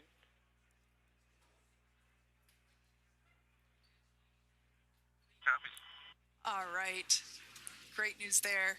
That trunk has been jettisoned from the Dragon capsule. So the claw was separated. That's the mechanism that connects the telemetry and power between the Dragon capsule and the trunk. In order to expose the heat shield underneath Dragon, we had to jettison that trunk, and so we just got confirmation that that has happened. So that is great news. Basically means that telemetry is looking good, and that the nitrox system is primed for cabin and suit cooling, and the heat shield, like I said, is now exposed and ready for atmospheric re-entry. The trunk served its purpose by gathering energy from the sun through its solar cells and converting that to battery power. Since we separated the trunk, we can't generate any more new power, but we really don't need to since we're coming home and Dragon has enough battery power already already stored. Now, up next, the final steps that Dragon will perform prior to re-entry: the slew, or the maneuver to deorbit burn attitude, and then the deorbit burn itself. This deorbit burn is the last time that the forward Dracos, which are the 4 thrusters located on top of the spacecraft under the nose cone, it's the last time that they will ignite. The deorbit burn will place Dragon on a precise trajectory to return to the splashdown zone off the coast of Florida, off the coast of Tallahassee, Florida, and that will last about 7.5 minutes once it starts. And so deorbit burn is targeted for 2:11 p.m. Central Time, so about 2 minutes from now. As we mentioned, it's going to last about 7.5 minutes, again, helping to get Dragon into the precise trajectory to ensure that splashdown occurs in the area that was calculated and where the recovery team is already in place, ready to support splashdown operations today. The recovery vessel Megan is the ship that is going to be utilized today, and we also have what is called fast boats that go out first to check the spacecraft and make sure everything is looking good before the recovery vessel Megan approaches. So that whole recovery process takes about an hour, I would say, from the time the crew splashes down to the time they're on the boat and the crew gets out of the capsule, and we'll continue to bring you live coverage through every step of the way today as Crew 9 returns home. Indeed. Now, let's take a little bit of a closer look at Dragon. One of the great things about being close to the space station is that we can use space station cameras to look at Dragon, but now that Dragon is on its way home, we don't have those external cameras. So here's an animation of what the capsule looks like. We've got the pressurized section, the capsule on the top, and the trunk, or the unpressurized section, on the bottom. That's where those solar panels that we manufacture in-house are located, soaking up the energy from the sun and turning it into power for the capsule. At the very top of the capsule is the nose cone. That is where the Dracos, the forward Dracos, are located. That nose cone is currently open, not closed like we saw in that animation. Once we get through the final maneuverings for the re-entry phase, we will close the nose cone capsule just before Dragon begins its atmospheric entry to protect that forward hatch there located along with those forward Dracos. So go ahead. Oh, that's right. I was going to mention that the nose cone does open shortly after launch, and it remains open the entire time that Dragon is docked to the International Space Station. So as an example for this particular spacecraft, Freedom, since September when it docked to the International Space Station, remains open that entire time, and here shortly it will close for the very first time since September. So quick recap of what Dragon has done in recent history here. We basically began preparations for re-entry known as the deorbit sequence. So Dragon released the trunk. As we said before, we separated the claw, we released the trunk. It next will slew to the deorbit burn attitude. Slew basically meaning maneuver, so it will position itself correctly to execute that deorbit burn. We want the heat shield side to be facing forward, or first, if you will. We want that to be the leading edge of the Dragon capsule, as that heat shield is meant to basically be an ablative material for the heat that it will incur. Once we complete that deorbit burn attitude slew, we will initiate the deorbit burn itself. That will last for several minutes, expecting that to be to start here any moment now, actually, and then it will go until about 2:18 p.m. Pacific time, or 5:18 p.m. Eastern time. And I did hear confirmation that that deorbit burn is underway. As we mentioned, it's about a 7.5-minute burn. So within the last 10 minutes, Dragon has jettisoned its trunk and initiated the deorbit burn just seconds ago. As mentioned earlier, for those operations, NASA and SpaceX closely coordinate with the United States Coast Guard to establish a safety zone to ensure public safety and for the safety of those involved in the recovery operations, as well as the crew on board the returning spacecraft. Multiple notices are issued to the mariners in advance of and during recovery operations, and Coast Guard patrol boats are deployed to discourage boaters from entering the splashdown zones. So we do want to stress to the public the need to respect this safety zone. Recovering a spacecraft from the water is a hazardous operation, and any other boats interfering increases the risk to not only the astronauts in Dragon, but the teams working to recover them from the water and the safety of those that may come too close. So for the safety of the crew, which you see there on your screen, your safety, we recommend you sit back and watch as we'll continue to bring you the best possible views of our astronauts' homecoming. Yeah, as I mentioned earlier, this deorbit burn is the last time that we will utilize our 4 forward Draco thrusters. Forward basically meaning at the top of the Dragon capsule. Dragon Freedom has not yet entered the Earth's atmosphere. This deorbit burn is what will line the vehicle up and put it on its final trajectory to the landing site right off the coast of Tallahassee, Florida.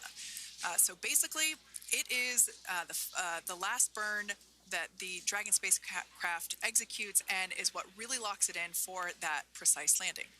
As you can see on your screen right now, Nick, Sunny, Butch, and Alexander are using their screens to keep tabs on the burn duration, the Draco firings, and trajectory details such as entry angle, spacecraft perigee, and how much distance remains until deorbit burn termination. As I mentioned earlier, Dragon is flying itself. So all the crew has to do is stay strapped into their seats and keep tabs on things. Although I must say, if I had one of those window seats, it would be pretty difficult to restrain myself. Now, with Nick, Sunny, Butch, and Alexander ready to deorbit and splash down back on Earth, they will be heading to one of 8 targeted sites supported by SpaceX and NASA. All of these sites are located off the coast of Florida, either in the Gulf of America or the Atlantic Ocean. Spreading the supported sites across multiple locations helps maximize the return opportunities for this mission and future crews, lowering the chance that we'll have to wave off due to bad weather. For those of you following along, you'll know that today's splashdown marks our final Dragon recovery on the East Coast. After 6 great years of successful recovery operations off the East Coast, we'll be moving all Dragon recovery operations back to the West Coast. And as always, NASA and SpaceX jointly select our splashdown location. And for today, the prime recovery site is off the coast of Tallahassee, Florida.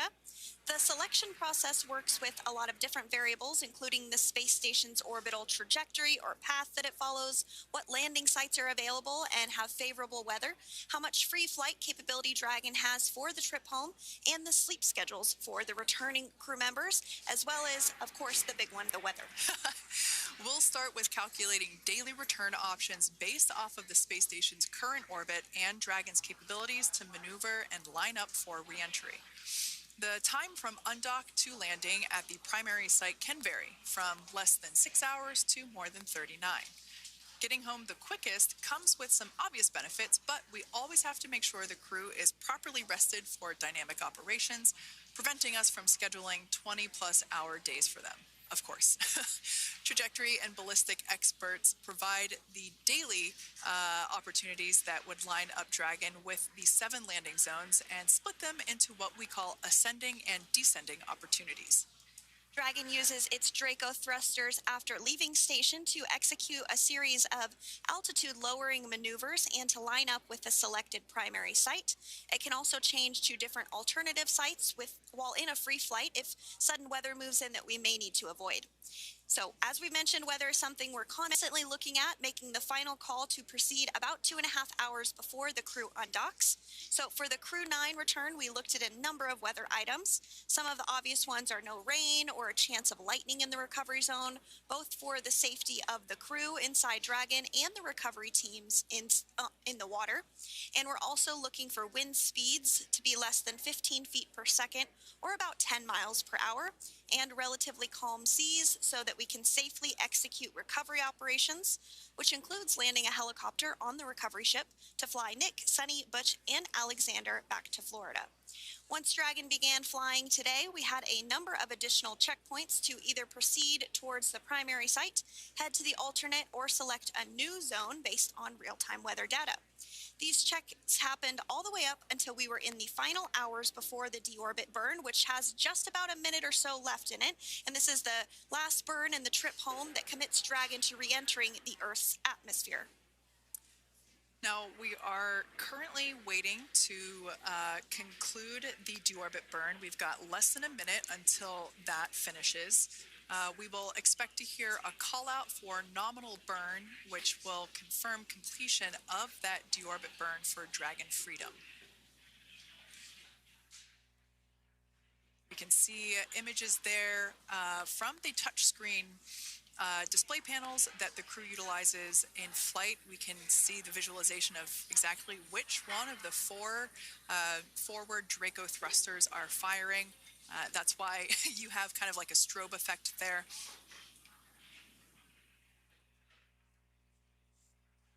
And if you're just joining us, you are looking at live views of the Dragon Freedom. On your left is Commander of Crew 9, Nick Hague. To his right is Roscosmos cosmonaut Alexander Grabenkin. And also in Gorbunov, excuse me, that is Alexander Gorbunov. And then also in the capsule today is NASA astronaut Sunita Williams and Butch Wilmore. We're awaiting confirmation that their deorbit burn is complete, which is the last burn that's going to help set them up on a trajectory to Splashdown off the coast of Florida.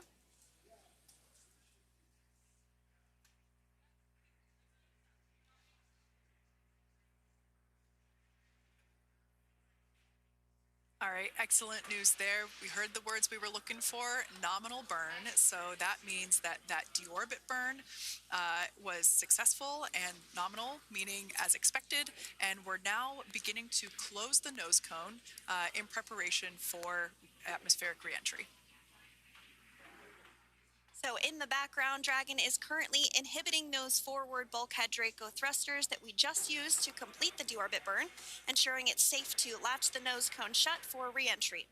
Also, the vehicle has initiated the nitrox suit purge, which will help keep Nick, Sunny, Butch, and Alexander cool and comfortable during re-entry, which is coming up in about 20 minutes from now. At this point, the nose cone is closing and protecting the forward hatch for re-entry, and the crew are using their screens to continue to monitor the locking of the nose cone, which is done by a set of hooks. And as we mentioned earlier, that nose cone has remained open since September, so this is the first time it's closing in a few months. Yeah, that's absolutely right.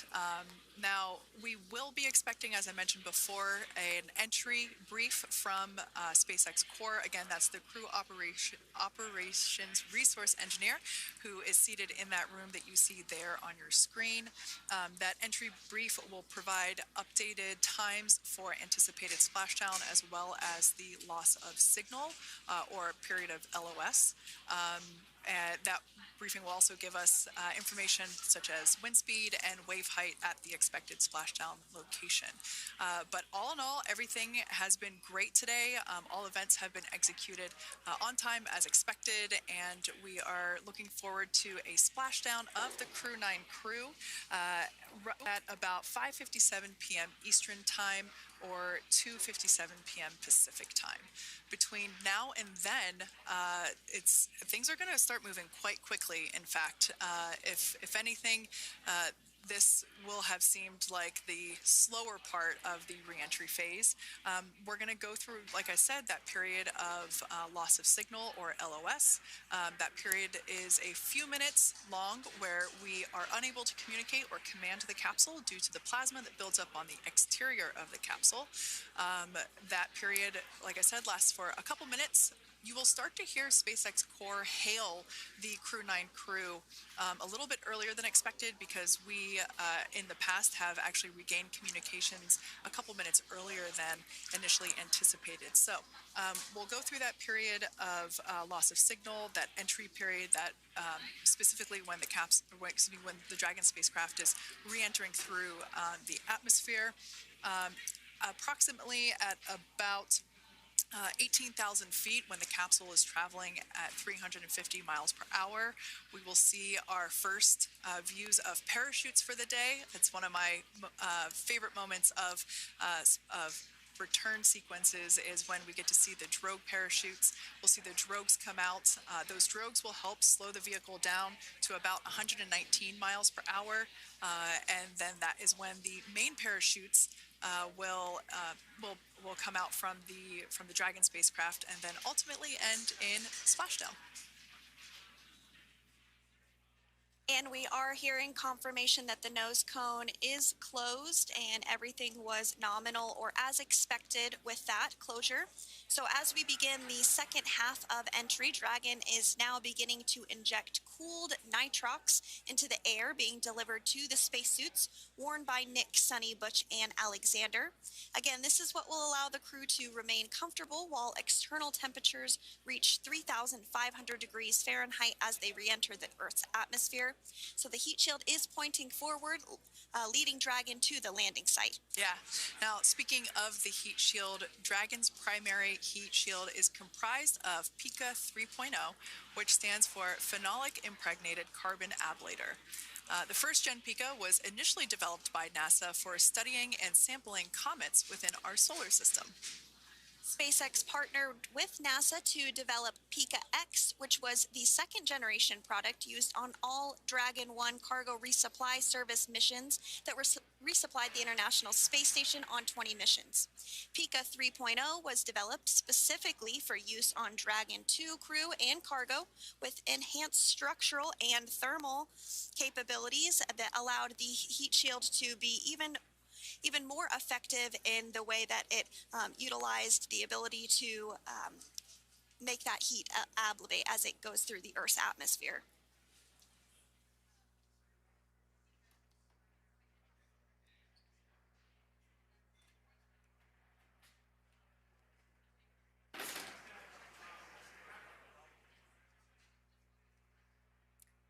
The remainder of Dragon is composed primarily of a SpaceX proprietary ablative material. It's another class of thermal protection which is lighter weight versus PICA and protects the underlying composite structure during re-entry to ensure the structural capabilities are maintained. While Dragon will experience temperatures well over 3,000 degrees during peak re-entry conditions, the characteristics of the thermal protection system coupled with the environmental control and life support system in the pressurized interior will ensure that Nick, Sunny, Butch, and Alexander stay cool and comfortable during all phases of re-entry through Splashdown.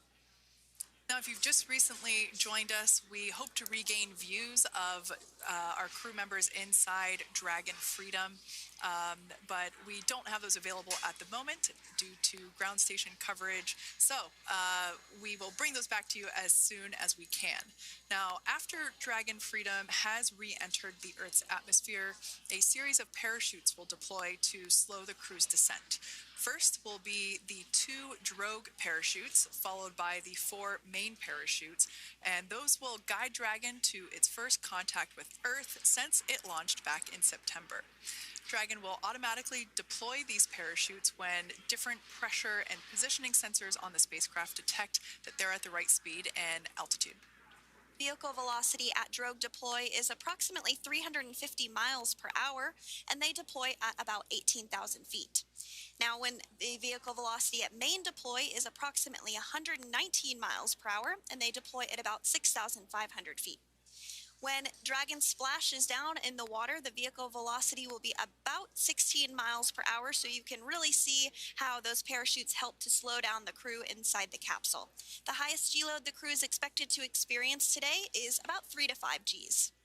Yeah, when you think about really fun roller coasters, they're about in that range. So I'm sure that our crew on board will be well equipped to experience those Gs. It's nothing for them. They go through much more intense training. And so we are continuing to make our way through a number of milestones today. We did have trunk separation. Nose cone is secure for entry.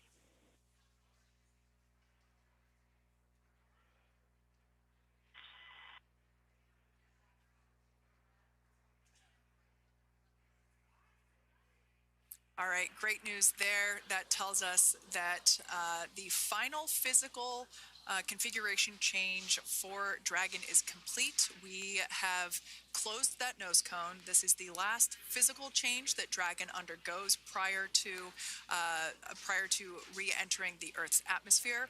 It's important that that nose cone is completely closed because underneath it is not only where the 4 forward Draco thrusters are located, but it's also because that is where the forward hatch is located. That is the hatch that is utilized for the crew to ingress and egress from the station while it is docked on board. And since our capsules are flight proven and we reuse them on future space flights, we want to make sure that all of the integrity of that hardware remains intact. So that nose cone is successfully closed, and we're going to start moving pretty quickly here.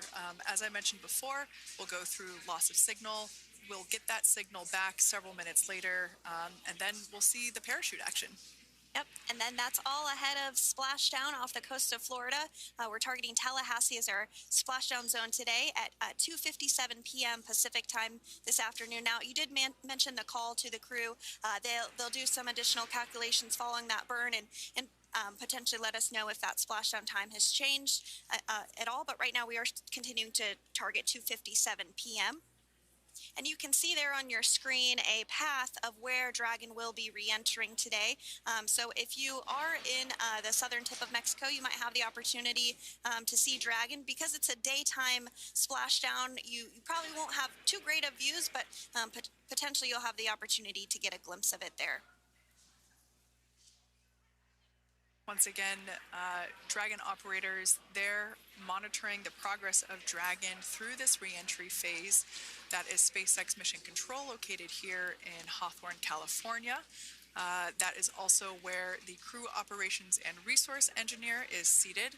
That person is the voice that we have heard multiple times and will continue to hear as the primary point of contact to the crew on board Dragon Freedom. We will also hear the voice of Commander Nick Hague. Basically, after we hear the Corps communicate something, we will hear Nick Hague indicate that they copy, that they heard the message well, some sort of recognition that the message was received. And if you joined us yesterday for our coverage during the undocking, we were communicating through something that's called a big loop. We do that when we're in integrated operations with the international. Sequence. Report when ready to copy.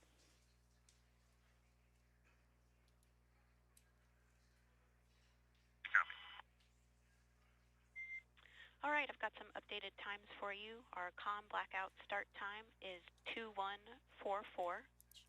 Our comm blackout end time is 2151, and our splashdown time is the same per your displays, 2157.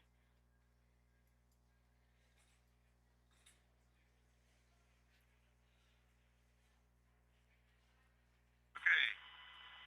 CNCOM blackout start 2144, stop 2151, splashdown per display. That's a good readback.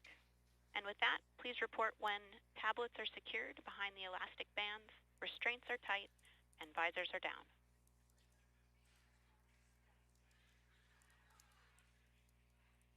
Copy, woke up.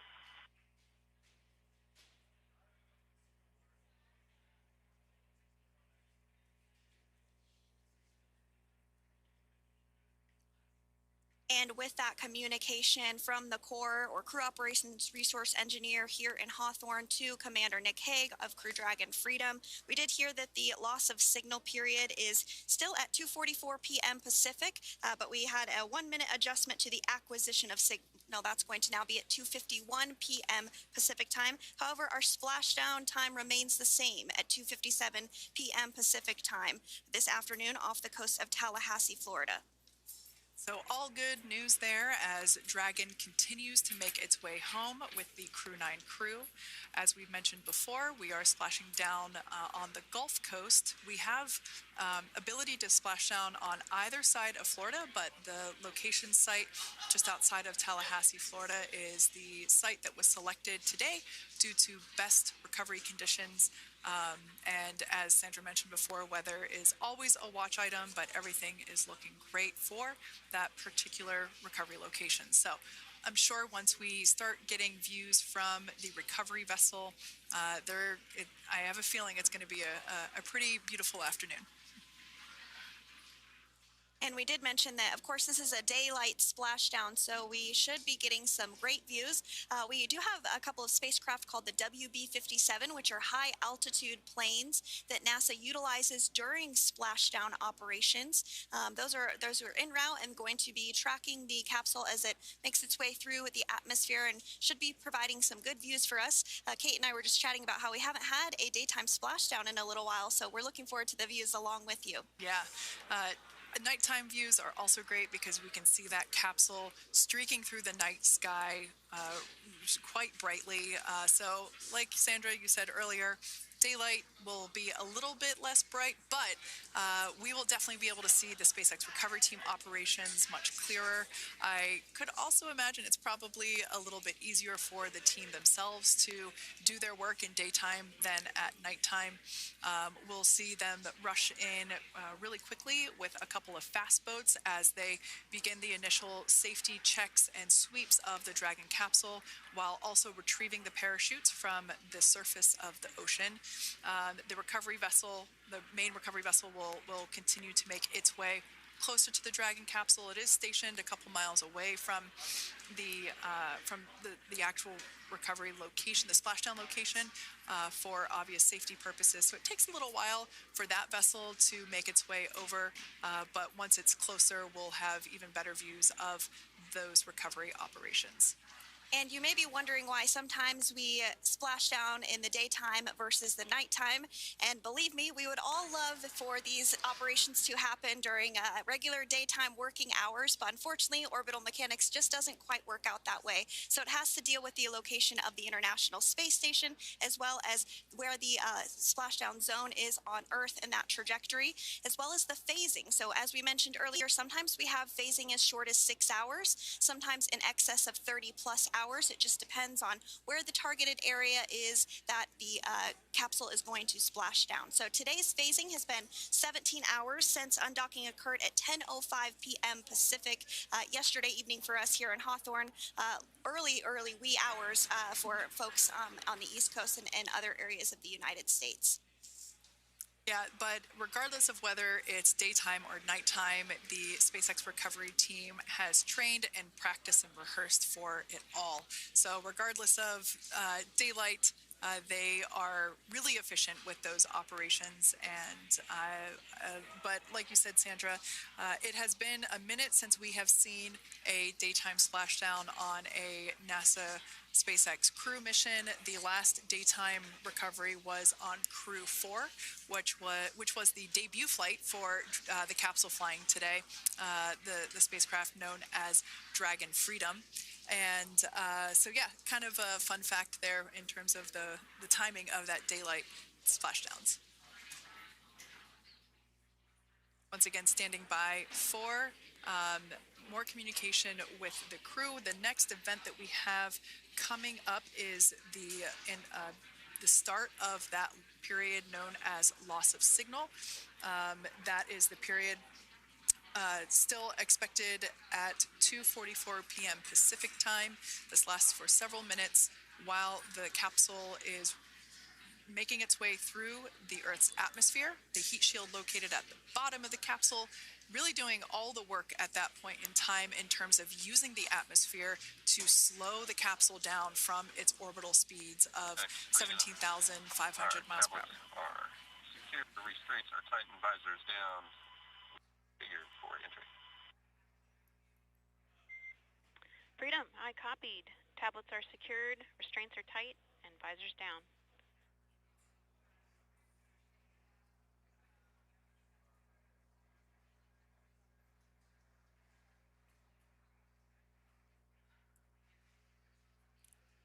All right, great news there in terms of continuing to make progress. That back and forth communication we heard was just letting Core know that per their instructions, Crew 9 has now put away everything that was necessary in order to begin the re-entry, including those tablets that were located on their legs. Those are now stowed away. They've tightened that safety harness that we see there, and the visors are now down.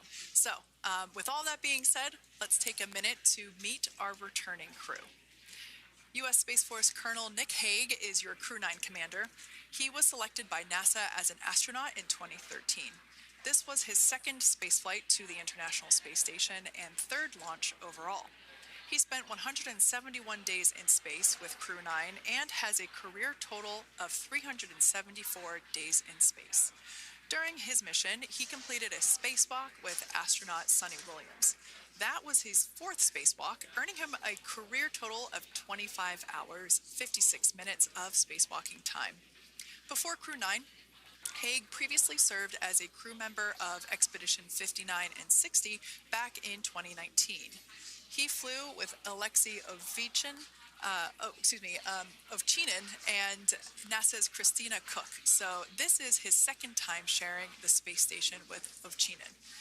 The Kansas native is a test pilot and distinguished graduate of the United States Air Force Academy. Nick spent 5 months in Iraq in support of Operation Iraqi Freedom. He voluntarily transferred from the United States Air Force to U.S. Space Force in 2021 and is an active colonel. His wife, Katie, is a retired U.S. Air Force colonel, and they have 2 sons. NASA astronaut Sunny Williams is a mission specialist for Crew 9. This was her third visit to the International Space Station. She originally launched aboard Boeing Starliner spacecraft and arrived at the space station on June 6th.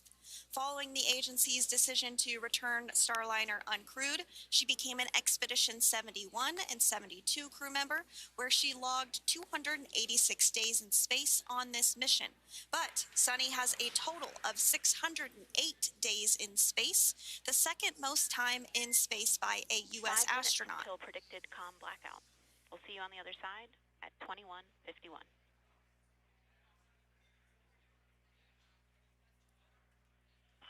Talk to you soon.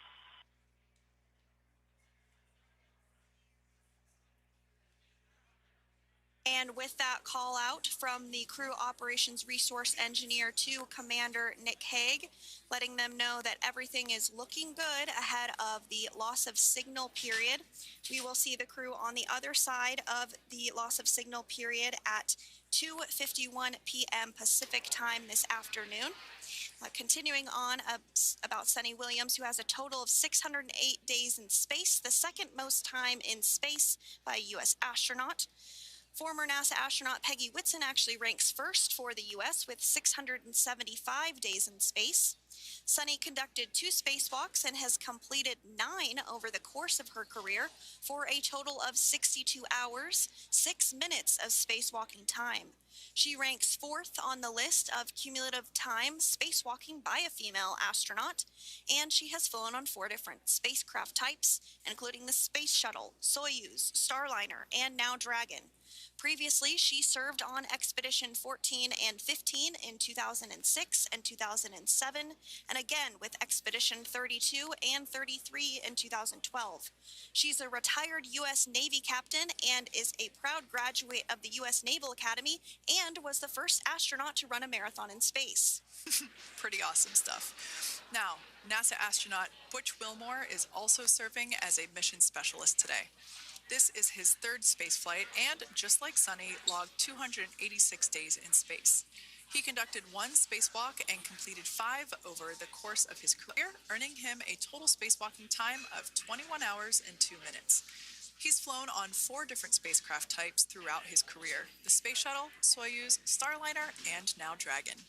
Previously, the Mount Juliet, Tennessee native served on STS-129 in 2009 and Expedition 41 and 42 from 2014 to 2015. Wilmore is also a retired captain in the U.S. Navy. Next up is Alexander Gorbunov, who is a 3rd mission specialist serving on today's mission. Crew 9 was his first space flight to the space station, earning him a total of 171 days in space over the course of his career. Gorbanoff, along with Nick Hague, saw the arrival of 4 visiting vehicles and saw the departure of 4 as well. The duo orbited the Earth more than 2,700 times since September. Before his cosmonaut selection in 2018, Gorbanoff worked as an engineer for a rocket space corporation and helped support cargo spacecraft launches from the Baikonur Cosmodrome in Kazakhstan.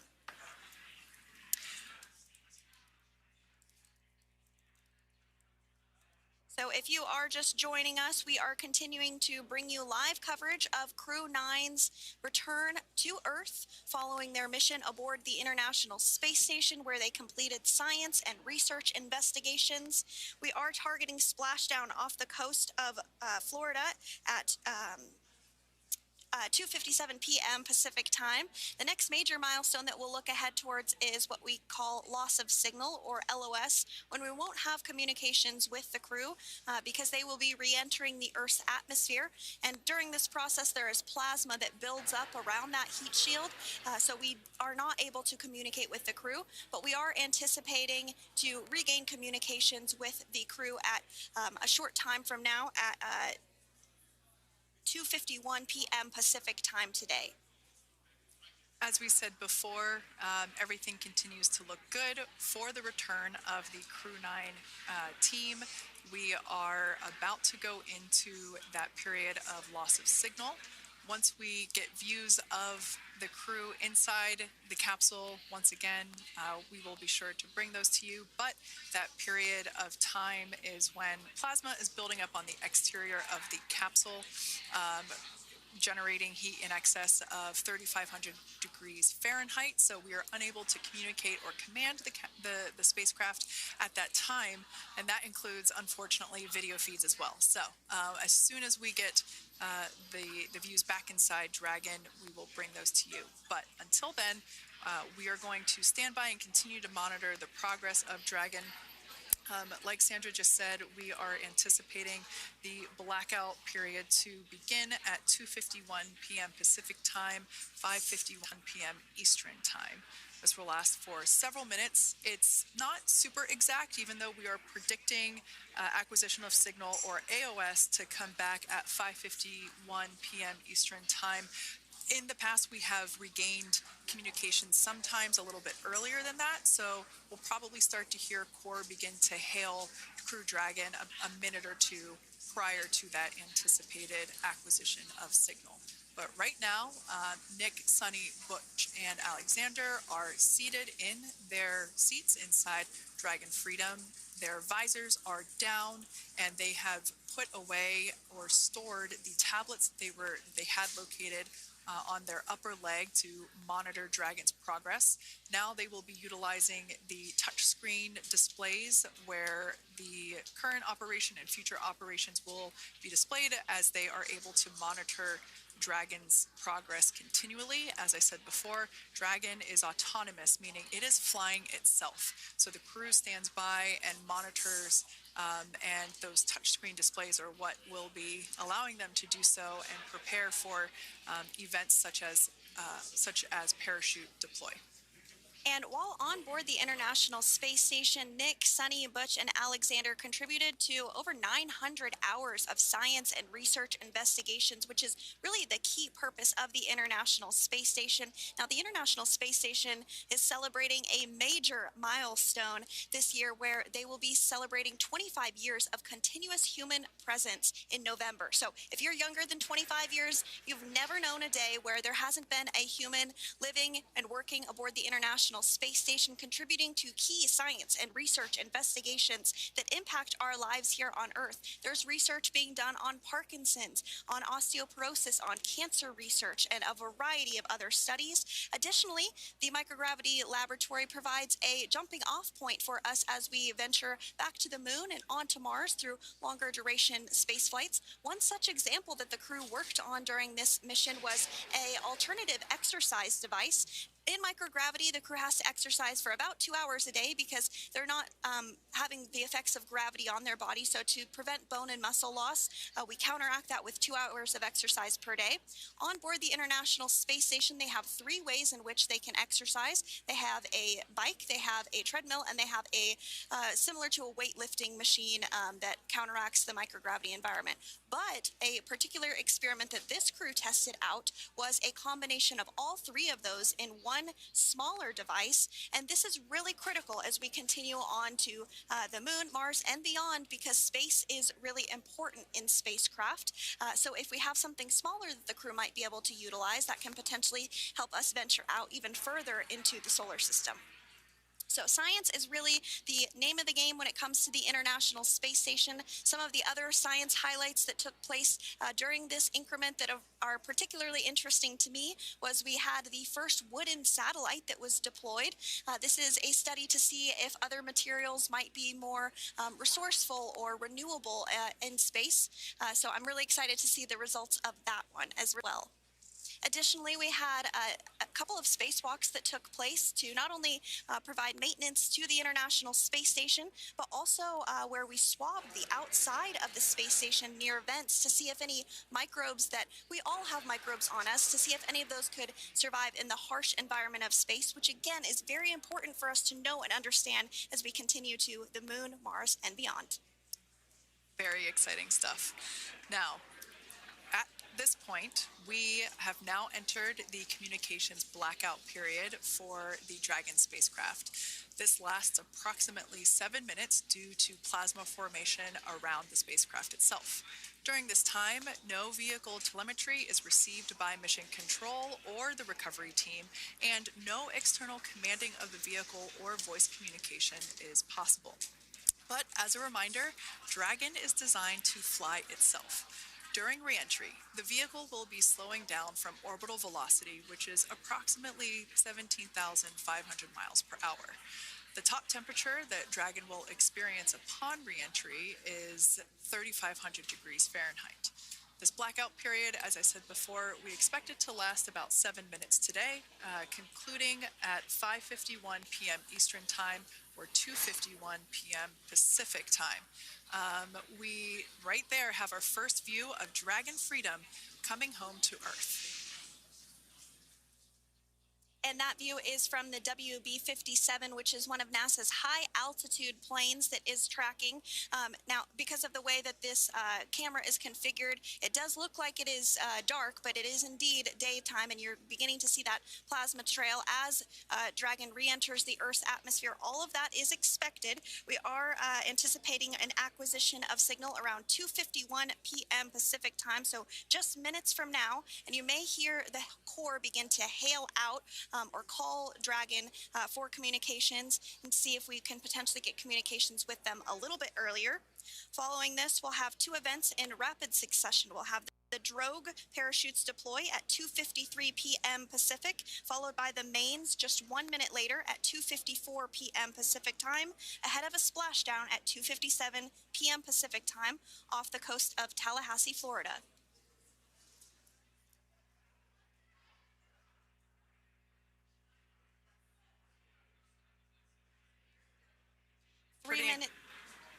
Pretty incredible views of the Dragon spacecraft making its way home back to planet Earth with the Crew 9 astronauts on board. Once again, this view is coming from the WB-57 plane. That heat shield we can see doing magnificent work as it works to SpaceX contract.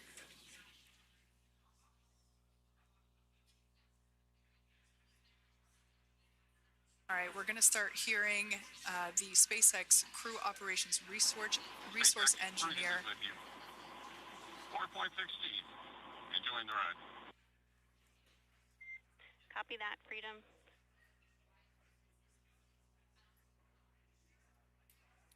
Great news there from Commander Nick Hague reporting back. Expect automated chute deployment. Freedom copies.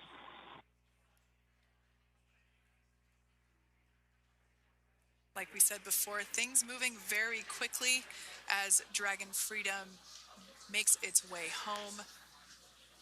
Next event coming up will be deployment of the drogue parachutes. This occurs around 18,000 GPS feet. has converged. Expect nominal altitude for drogue chute deployment.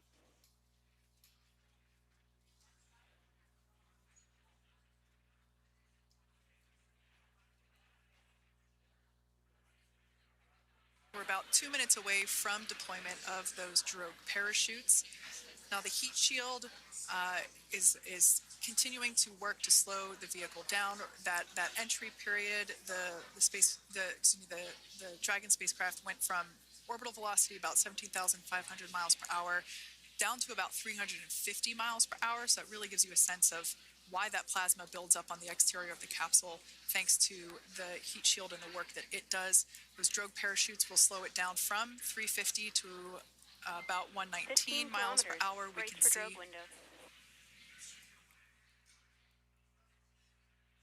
We can see seat rotation happening inside the capsule. Great to get those first views of our crew members.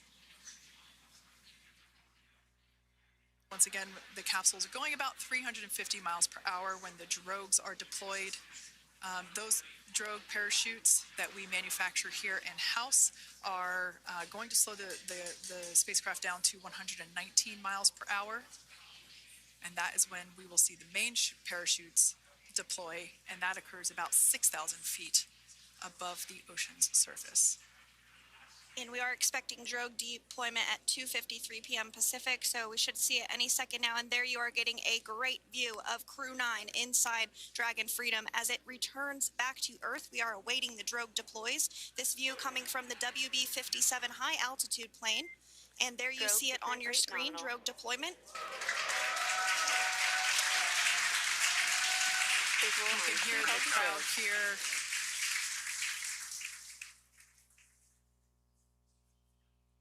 Crowd here very excited as Dragon Freedom continues to make its way back to planet Earth.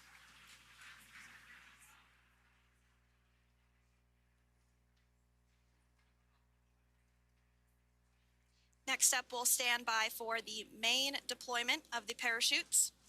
The mains are quite a bit larger. You'll be able to notice the difference on your screen once they deploy, and they continue to ensure that the Dragon spacecraft slows down even further.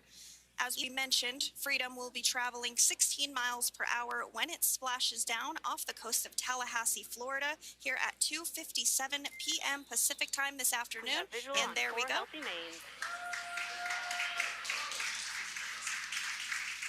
That view was from inside.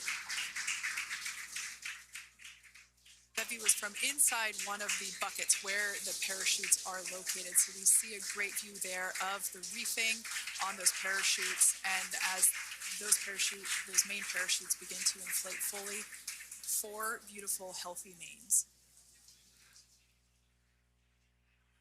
Now awaiting visuals of Splashdown. We'll start to hear Commander Nick Hague. As we heard right there, Commander Nick Hague will be calling out the altitude of the Dragon capsule from here on out. Landing in water is simpler and provides more margin against unlikely parachute issues. You can see those parachutes continuing to slow the Dragon capsule down. And if you're just joining us, 800 meters. You're looking at a live view of Crew 9.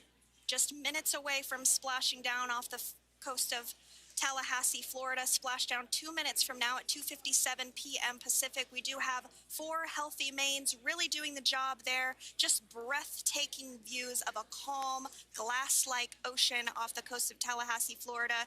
Crew 9 just minutes away from splashing down. This is really such an incredible shot. Copy, 600. That was a live view from our recovery vessel, Megan, which is stationed a couple miles away from the splashdown site. We can see the crew there using their restraints as resting places for their arms. They were just in space moments ago, so their arms were able to float freely. 400 meters.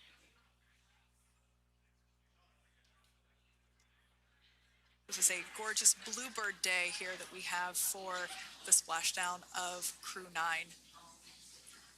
It's incredible to think that the Dragon capsule just minutes ago was going over 17,000 miles per hour and now gently coasting to a soft splashdown.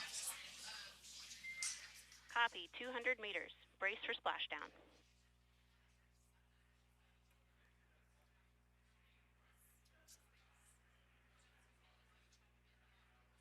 As you can see there on your screen, continuing to monitor progress of the Dragon spacecraft.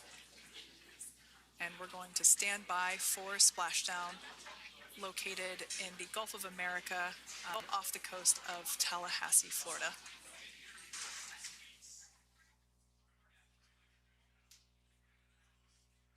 And splashdown, Crew 9 back on Earth.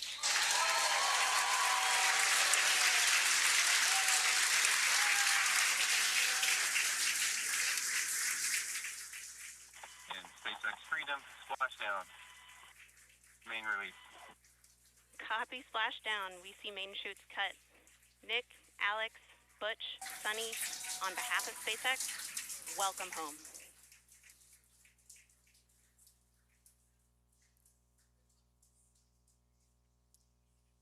That is an amazing, what a ride.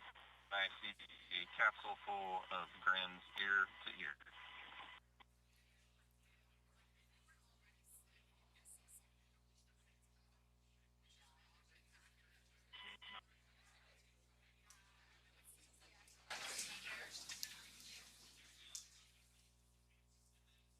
And as you can see on your screen, we have visual confirmation of splashdown. Dragon Freedom has returned home, and NASA astronauts. Are in progress. We'll report back when recovery personnel are en route.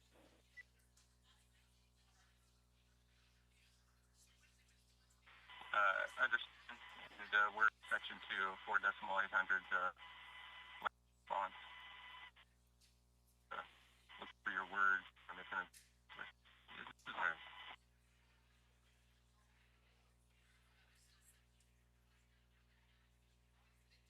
In the distance, we can see the recovery vessel making its way. Section 2 for the environmental assessment in 4.800. That is not necessary today.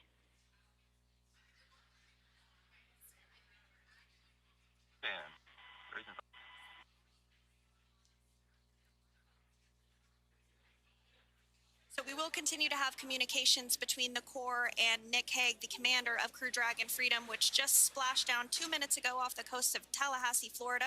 Dragon Freedom has returned home with NASA astronauts Nick Hague, Sunita Williams, Butch Wilmore, and Roscosmos cosmonaut Alexander Gorbanov. They're back on Earth after approximately 17 hours of a return journey from space. The SpaceX recovery ship and team have been waiting for Dragon's splashdown, and they will now make their way to the splashdown location. The teams have been ready and waiting about 3 nautical miles away, so it's going to take them about 30 minutes or so to make their way to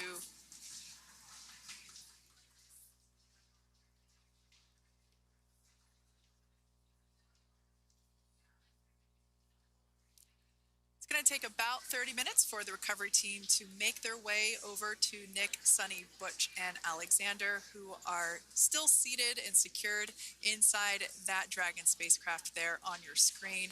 Incredible views there of that thermal protection system, or TPS. That Dragon capsule was pristine, white color before it departed the station, and we can see how the reentry phase, the thermal protection system did its job. Now, if you're wondering what that hole, that like bucket area is, that is underneath the side hatch. That is where the main parachutes were stored. So when we saw the Dragon capsule docked at station, it looked very different. The panel that protects and covers the main parachutes, that was still intact, as well as the panels that enclose where the drogue parachutes are located. We can see those fast boats.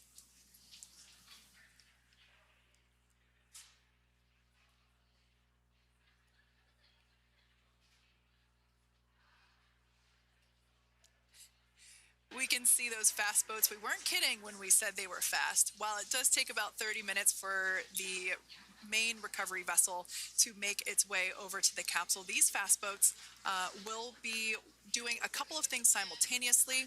A couple of them are going to be working to retrieve the parachutes that you see in the background there of this drone shot. Those parachutes will be retrieved from the ocean surface. We want to make sure we are able to pull those out.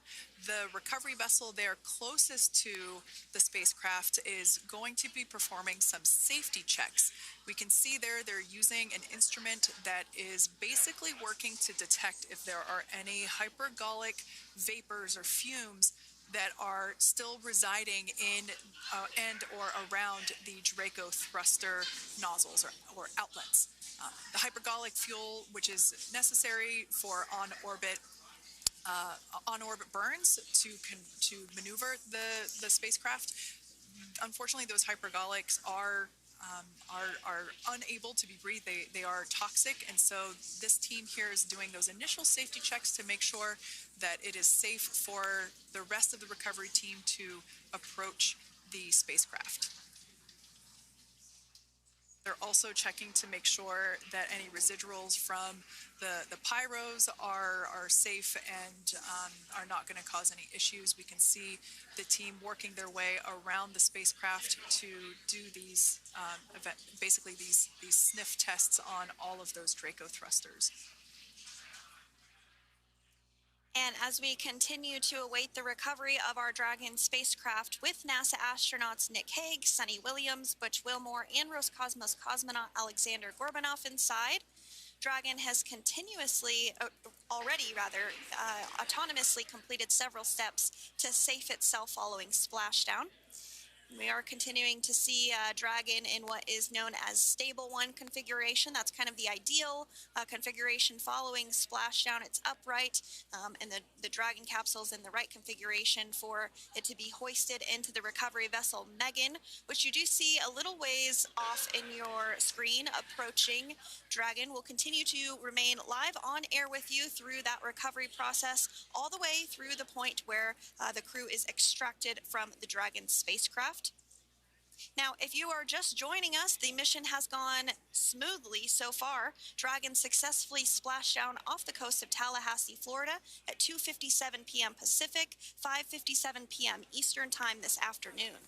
Approximately 17 hours prior to splashdown, Dragon autonomously undocked from the International Space Station, completed a series of departure burns, jettisoned its trunk section, and performed its final burn, the deorbit burn. This placed the Dragon spacecraft on a trajectory toward Tallahassee, Florida. Dragon successfully re-entered the Earth's atmosphere, followed by deployment of its parachutes to slow the spacecraft down to a gentle splashdown. We're now going to follow the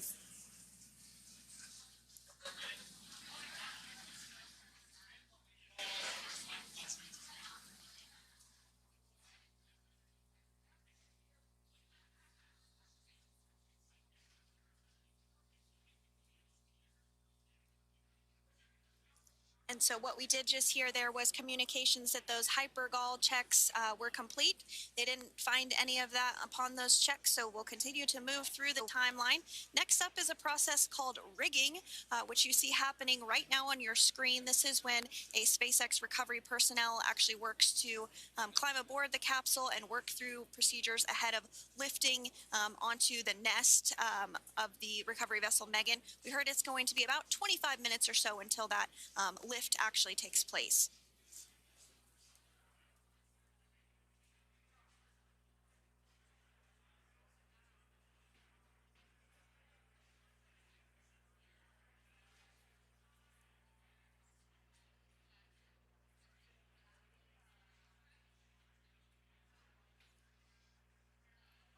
Callouts there indicating that the crew will have the opportunity to do a quick check-in with the SpaceX flight surgeon.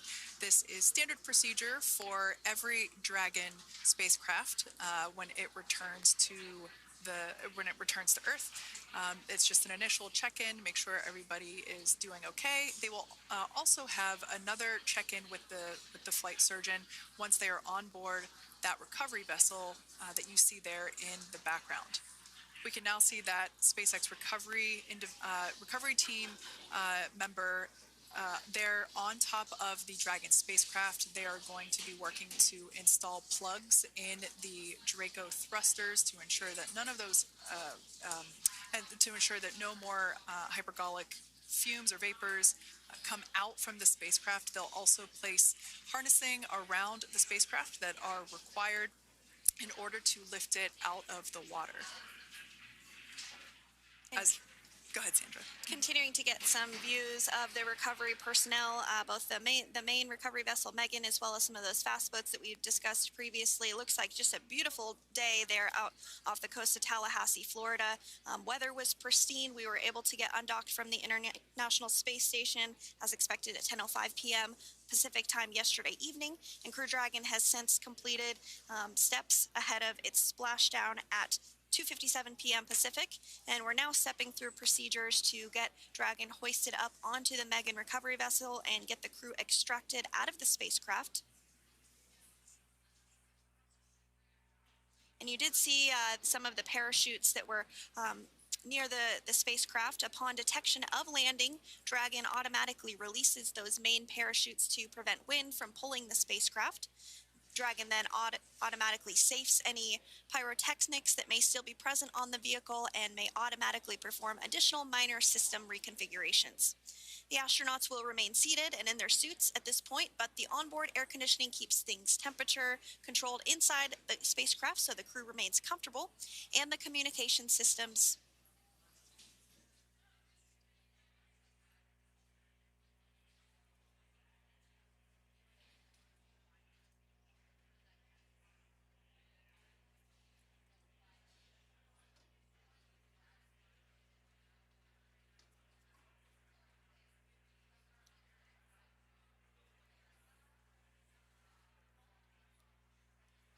As we saw there on the screen, we have a couple of fast boats in the recovery fleet that have quickly moved into the splashdown location.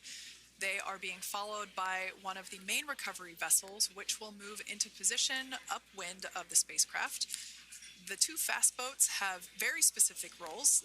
Excuse me. The first approach is focused on immediate safety inspection, as we saw. They do this for spacecraft integrity and checking for any presence of those hypergolic propellant vapors. And this ensures that it is safe for the recovery vessel to approach Dragon. Once Dragon is cleared for full approach, as we heard is the case today, the team begins rigging the spacecraft for water recovery by the recovery ship. The second fast boat is responsible for parachute recovery and also serves as a redundant boat to the first one that makes the initial approach to the Dragon spacecraft. As we saw a little bit earlier, we were also able to see one of the recovery team members get on a jet ski to help gather up the parachutes that were automatically detached from the Dragon spacecraft upon splashdown. And it will take a little over 10 minutes for the recovery crew to complete their safety checks. Once complete, the team will begin preparing Dragon to be lifted, and as you see, they are preparing for that to take place at this point. As part of the preparation for this lift, one member of the recovery team has climbed on top of the spacecraft already so they can attach Dragon's hoist rings and connect to the lifting lines. It will take us less than an hour to raise Dragon to the recovery boat and remove the crew from the spacecraft. After medical checkouts, the crew will return to land within 4 hours by helicopter. And if no additional medical assistance is needed, the crew will board a waiting NASA plane and depart for Houston.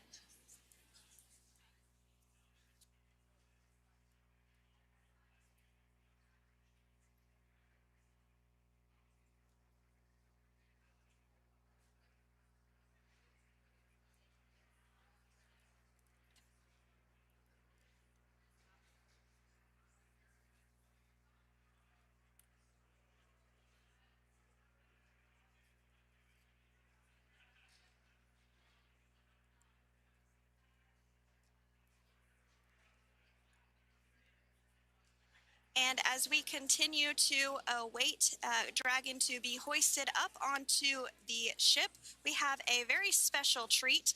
NASA Public Affairs Officer Jaden Jennings, who is actually on the recovery vessel and had a bird's eye view of the splashdown today. Jaden, how are you? How was the view from the recovery vessel? I've got you loud and clear, Jaden. It's so great to hear you.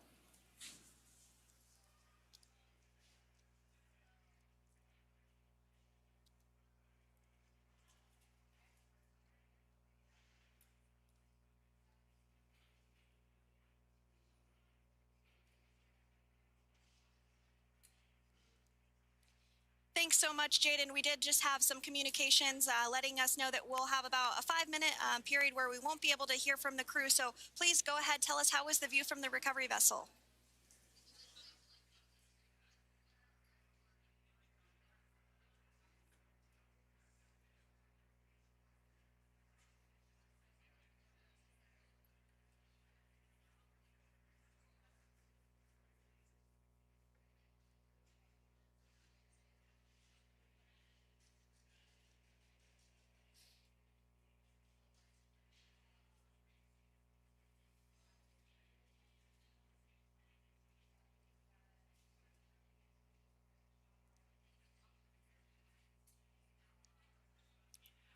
Jaden, that is amazing. Now, obviously, we are watching it here on camera, and the landing conditions look pretty good, but how was it from your perspective? What is the sea state out there?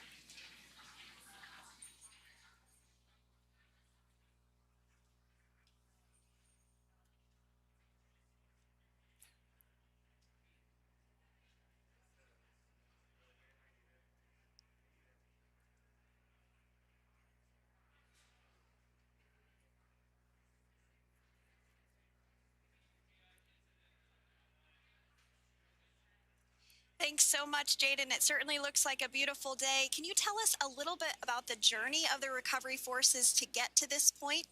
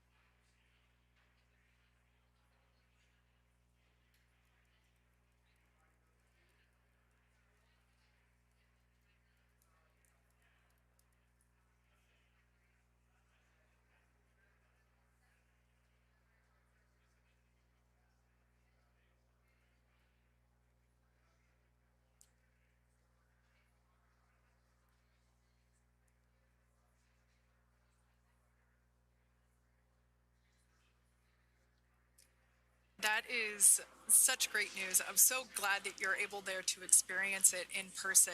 Now, can you tell us a little bit about what's next to retrieve the crew for the recovery personnel on board?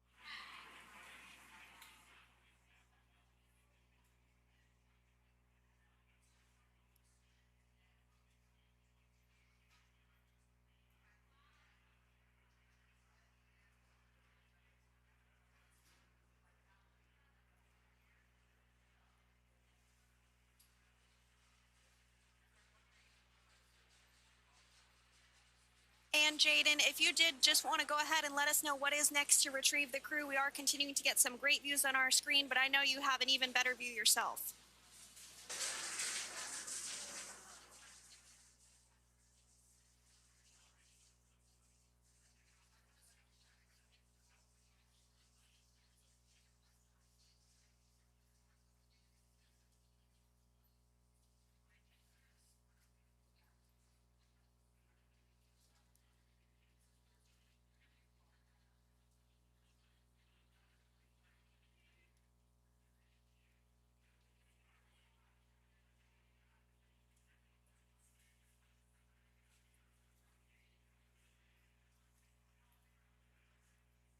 Thank you so much. That was Jaden Jennings, NASA Public Affairs Officer, who watched Freedom splash down firsthand from the recovery vessel. Megan, thanks so much, Jaden. So we are continuing to get these great views on our screen here of Freedom. As we mentioned, it splashed down at 2:57 p.m. Pacific time off the coast of Tallahassee, Florida. The recovery personnel are continuing to step through procedures to hoist Dragon onto the recovery vessel Megan there, which is now coming into view. You can see just how close Megan is at this point, and that's that helicopter pad that Jaden was just discussing, where the crew will fly off of onto the coast of Florida, and then eventually they'll fly back to Houston. Just underneath that helicopter pad is that translation deck where we will see the nest once it is loaded up with the Dragon spacecraft on board. The nest will be translated to the forward end of the recovery vessel, and that is where our Crew 9 team members will egress from the Dragon spacecraft. Now, here on your screen, we can see dolphins, actually, who want to come and play with Dragon. Now, one of the fast boats there in place, working to assist the recovery team member. It's incredible. I just love these views. We really see them even better in daytime, but just seeing the recovery team work in tandem to step through each step, to step through each operation. You know, obviously they're getting quick assists from the honorary part of the recovery team, those dolphins in the water there. Now, the recovery crew team member that is crawling around the Dragon spacecraft. Earlier we saw a view where it was like a spider monkey pose. We can see that individual now standing in the bucket where the main parachutes were stored while Dragon was on orbit. Obviously, those main parachutes were utilized for Splashdown today. They were deployed and cut from the Dragon capsule, and one of the fast boats, one of the other fast boats of the recovery team, working to pull those out of the water. Now, the recovery team member that is there working on top of the Dragon capsule. Earlier, we saw that person performing safety checks. Now we can see some harnessing being placed around the capsule. This harnessing is what will be used to lift the Dragon capsule out of the water and onto the recovery vessel. Wow, we got a cute little pod of dolphins. It wasn't just one or two. I mean, that water just looks beautiful. We had ideal splashdown parameters today. Obviously, wave height, ne'er a concern. The weather is beautiful, as Jaden mentioned, in the 60s, sunny. Looking forward to seeing Crew 9 exit the capsule here shortly once they get hoisted onto the recovery vessel Megan.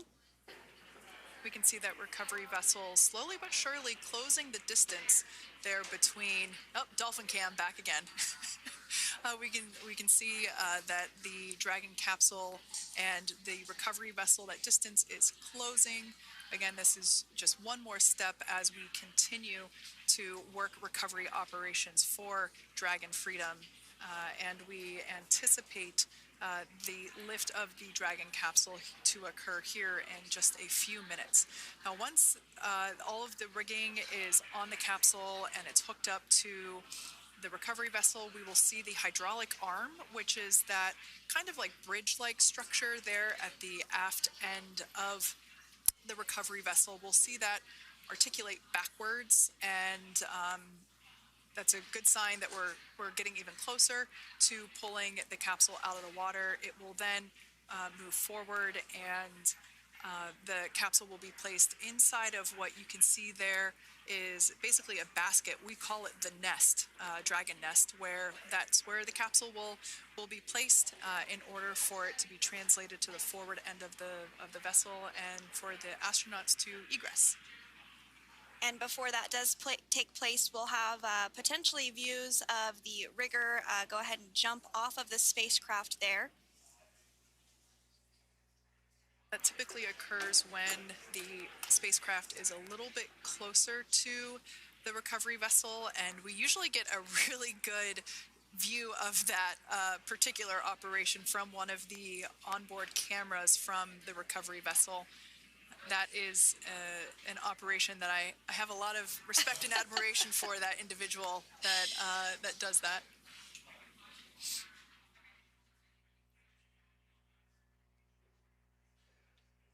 So again, Dragon continuing to get closer and closer to the recovery vessel Megan.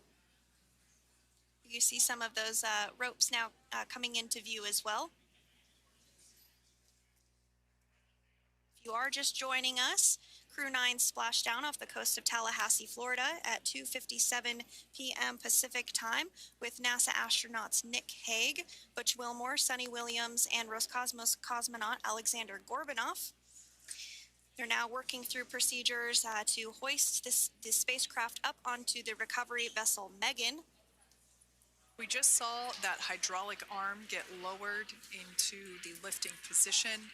That arm will be the mechanism that is utilized to lift Dragon up and out of the water and into the nest located there at the aft end of the recovery vessel. And the recovery vessel being used today is, as we mentioned multiple times, is named Megan, but that's actually after NASA astronaut Megan McArthur, who flew on Crew 2 a couple of years ago.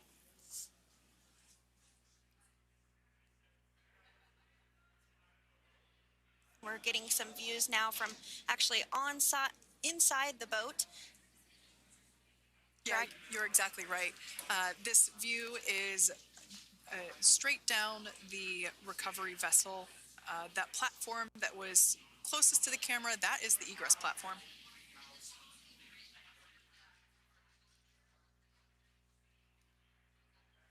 Great news there from SpaceX Core. So about 5 minutes left until we see Dragon Freedom get lifted out of the water. That hydraulic arm, as I said before, is the mechanism that will lift it. It's quite swift, actually, the whole process of getting the spacecraft.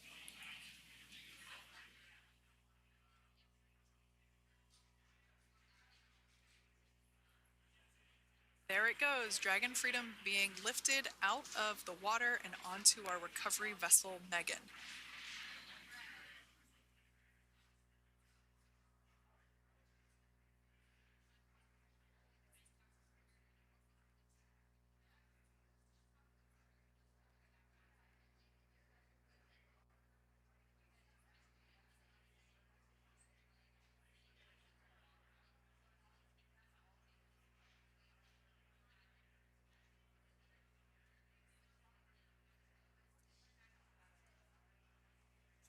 So once securely on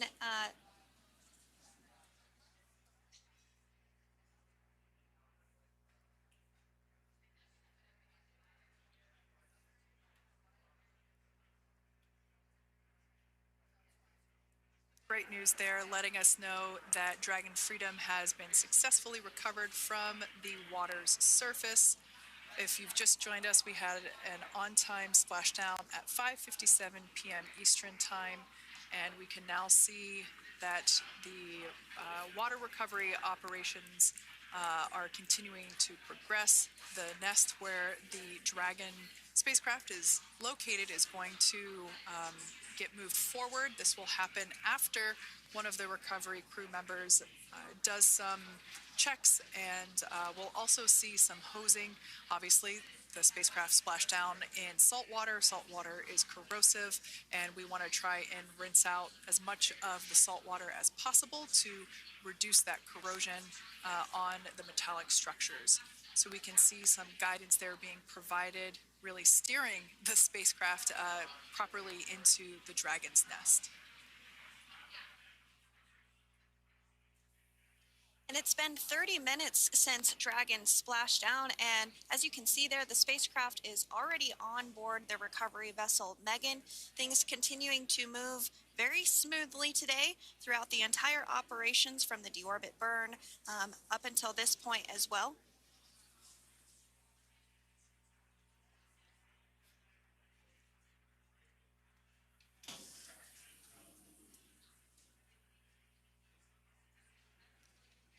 And with that, the team is just going to adjust the Dragon spacecraft a bit so that it's in the right position ahead of translating up a little bit closer ahead of the side hatch. So the team is now going to step through the procedures to ensure that that takes place. While Dragon does fly itself autonomously, it clearly is unable to park itself autonomously. We want to make sure that the Dragon capsule is properly seated there in that nest.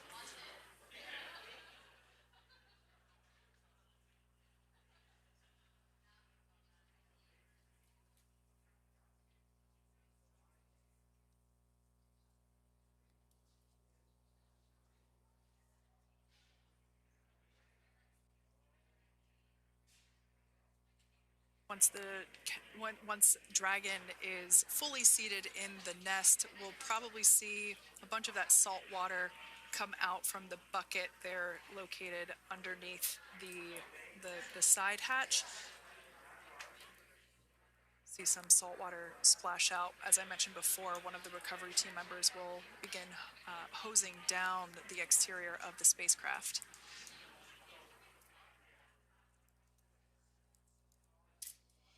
So you are continuing to get some great live views on your screen of Crew 9, which includes NASA astronauts Nick Hague, Sunny Williams, Butch Wilmore, and Roscosmos cosmonaut Alexander Gorbanov, who splashed down off the coast of Tallahassee, Florida, 2:57 p.m. Pacific time this afternoon.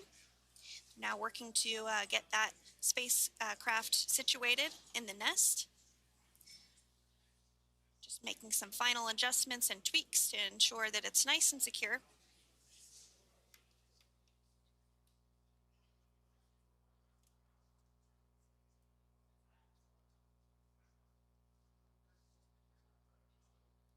Once the spacecraft is seated and secured and oriented correctly in the nest, Dragon will be moved into the hangar located underneath that helipad that we saw earlier from the aerial views during recovery.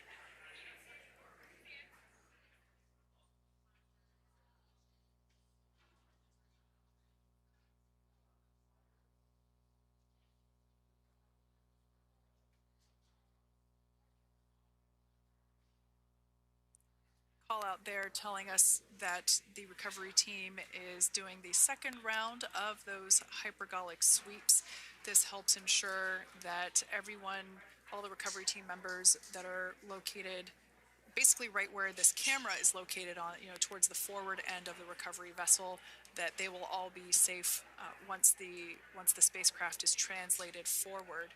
So we're just doing some additional steps to make sure that the hypergolic propellant that is utilized for maneuvering the Dragon capsule while on orbit, making sure that none of those vapors are still present on the exterior of the capsule. That's right, and there are a variety of individuals on board the boat that help with recovery operations. Not only do we have the recovery personnel that you see here, but we also have a doctor that will check out the crew members as standard procedure. As with any spacecraft that is returning from space, we always perform a medical check with the crew. So you will see the crew come out of the capsule and be placed on stretchers, just like with the Soyuz landing and with all of our Dragon splashdowns, that is the nominal procedure.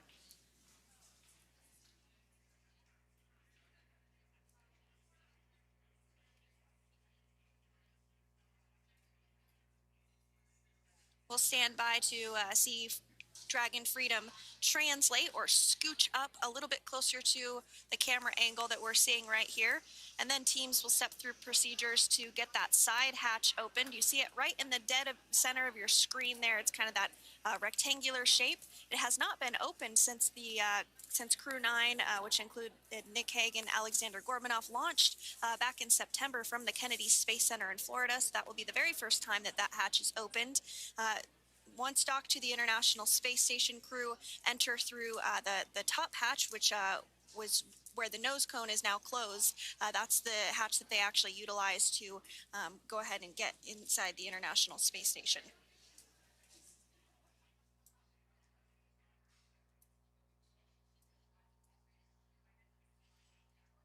So as we get a little closer to that hatch opening procedure, you might start to see more individuals come into frame for some of that support.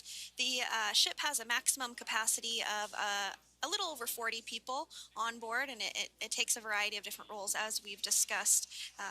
to support. Also on board is the chief of the astronaut office for NASA, that's Joe Acaba.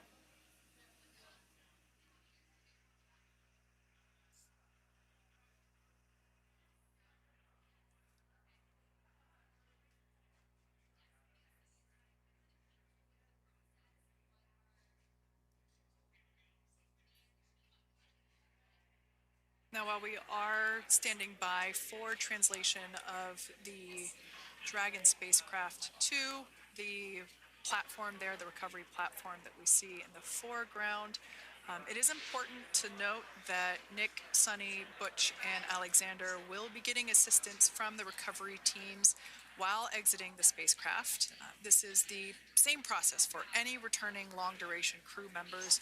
As you could imagine, returning to a gravity environment can wreak havoc on our vestibular system, which is responsible for maintaining balance and motion.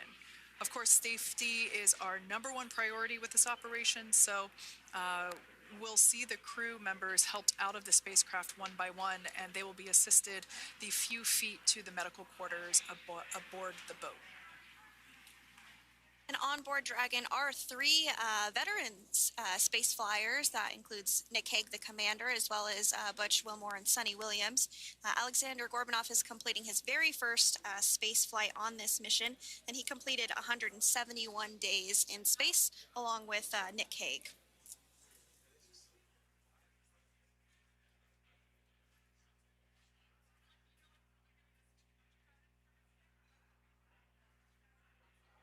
For those of you that have just recently joined us, well, I would encourage you to hit that rewind button and go back a few minutes. It was a beautiful splashdown of Dragon Freedom with the Crew 9 cohort on board. They had an on-time splashdown at 5:57 p.m. Eastern Time, 2:57 p.m. Pacific Time. We can see that the spacecraft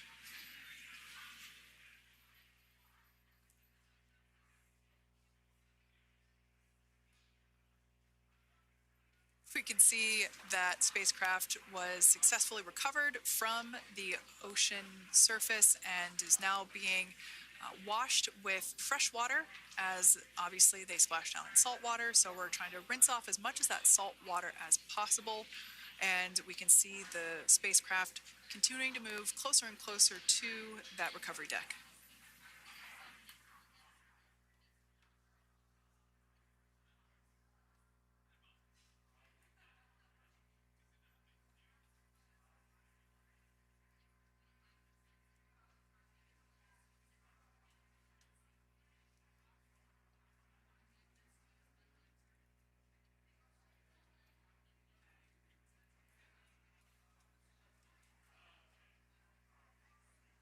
This is a pretty exciting moment coming up. We are working to open the side hatch. One thing that may not be obvious from, just looking at the spacecraft here is that this side hatch that we're about to open, the last time it was open was when this spacecraft was at the launch pad. This side hatch is what is used for initial capsule ingress and final capsule egress, but all comings and goings from the spacecraft while it is on board the space station are from the forward hatch, which is located at the top of the spacecraft under that nose cone.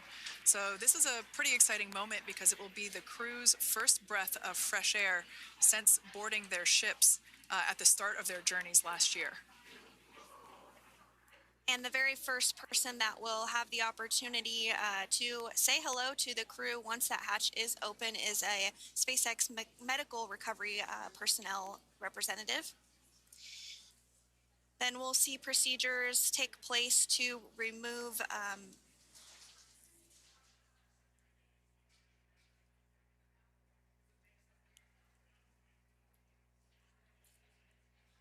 the footrests of Dragon. That will just help the recovery personnel get a little bit more room to access the crew and help get them out of the spacecraft.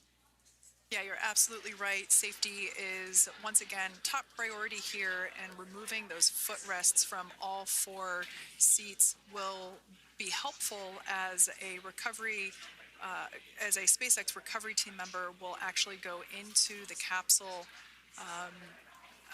into Dragon Freedom to help the crew members unbuckle and stand up, and essentially we'll also see a fun little slide be put in place to help the crew members exit the spacecraft safely. So yeah, we're gonna remove all four of those footrests to basically give a little bit more working room inside the spacecraft.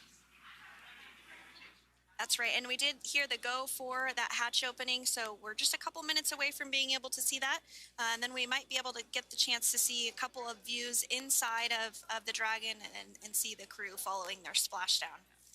Now, opening that side hatch isn't quite like opening, the door to your car. We have to depress the seal around the side hatch, as well as, we'll now see them open that side hatch up.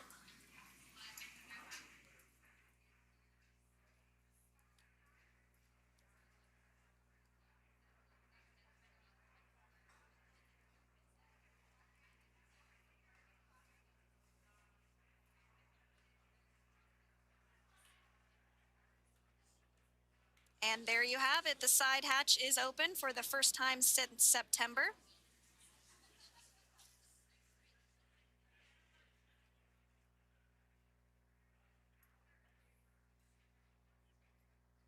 We can see some of the protective equipment there that was brought into frame that will help protect the edge of the side hatch, one, from any potential damage. Oh, we can see the recovery crew member there taking photos of the side hatch seal. This is part of the standard operation for recovery.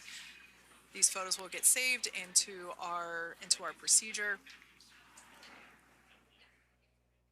We'll then install that protective frame around the side hatch. This helps to ensure that the side hatch itself, the edges of it, incur no damage while crew members are coming out from the spacecraft.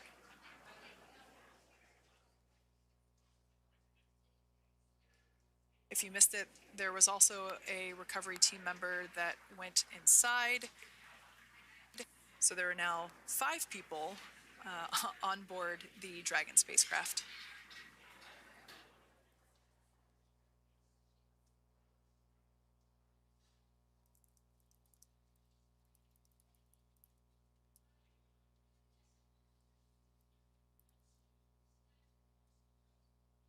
And if you are just joining us, it has not yet even been an hour since Crew 9 splashed down off the coast of Tallahassee, Florida at 2:57 p.m.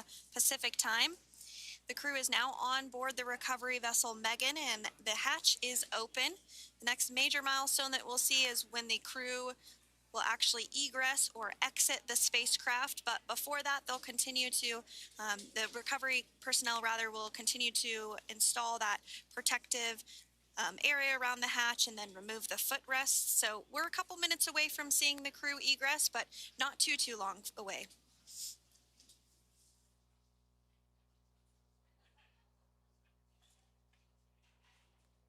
We'll probably see those footrests being handed out here in the near future, as I mentioned before. Oh, of course, we got to get a well-documented photo of the moment. Although we can't see it from here, I'm pretty sure there are 4 smiles on board right now. And we did hear that report out from the commander, Nick Hague, following Splashdown, that there were four smiles as far as he could see. Yeah, capsule full of grins. Now, generally speaking... And there we do see Crew 9, some happy waves, smiles all around back on Earth.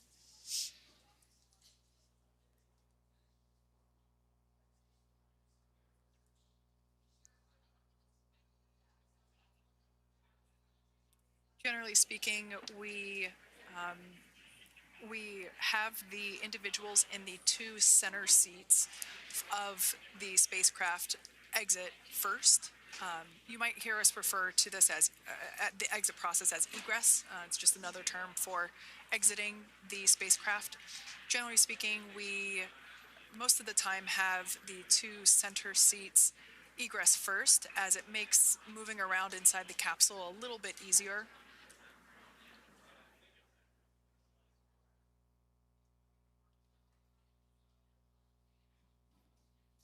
We can see the tablets that were previously located on the upper leg of the crew members. We can see those being handed out to the recovery team.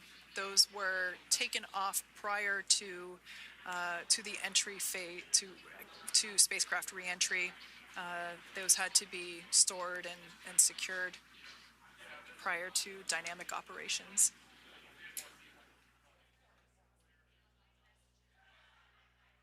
It looks like we are starting to see the footrests also be removed. I just saw one there on the screen. There are 4, of course, 1 for each crew member.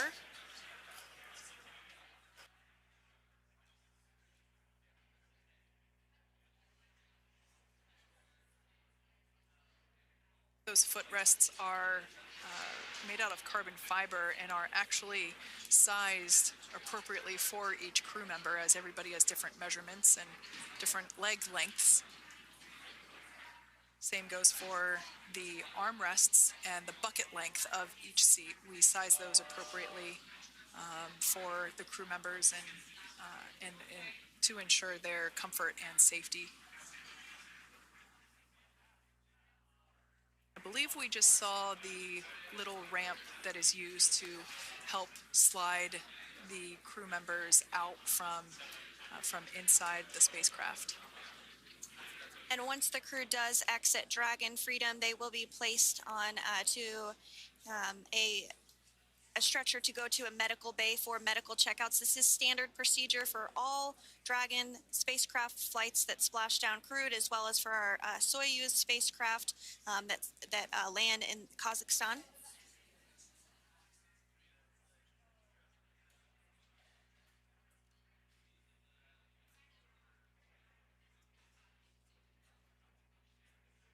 We could see the exterior of Dragon Freedom quite clearly in this shot, and it's such a beautiful sight. I personally prefer the capsule when it has some of that charring from atmospheric reentry. It is the signature sign of a capsule that has returned to Earth.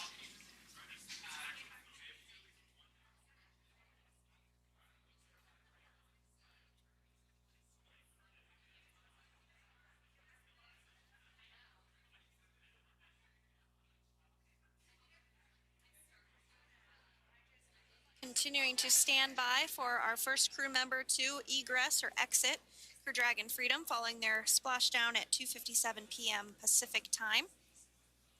Dragon undocked from the International Space Station at 10:05 p.m. Pacific just yesterday, so it was about 17 hours of phasing.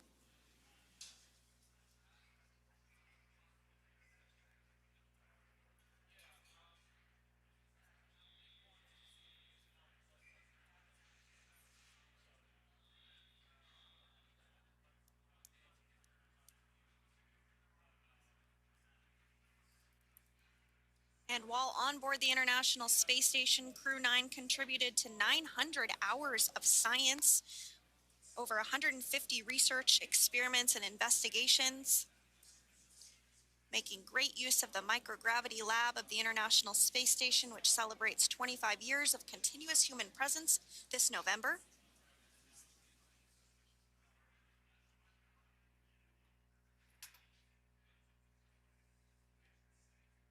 Looks like we're about to get our first crew member here upon egress of the Dragon spacecraft.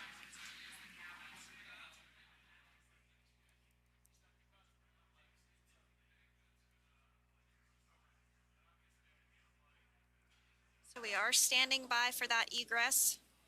Outside of Dragon, you do see one of those stretchers. This is the expected procedure, as the crew will be taken to medical facilities following their exit from Dragon.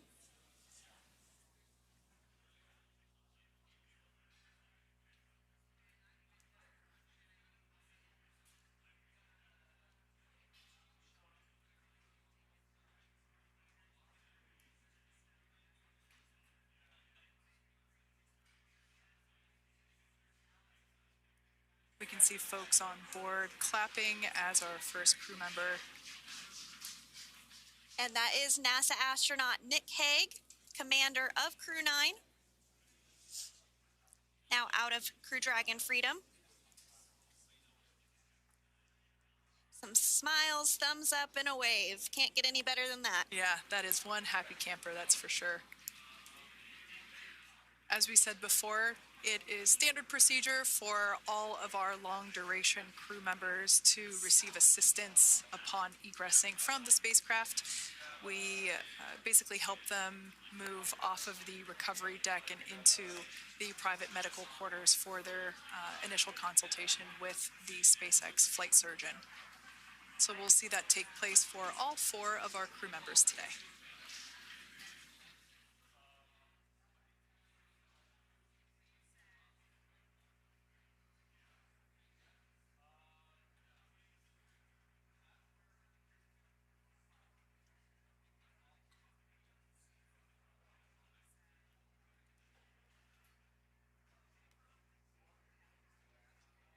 And we are standing by for the next crew member to exit Freedom.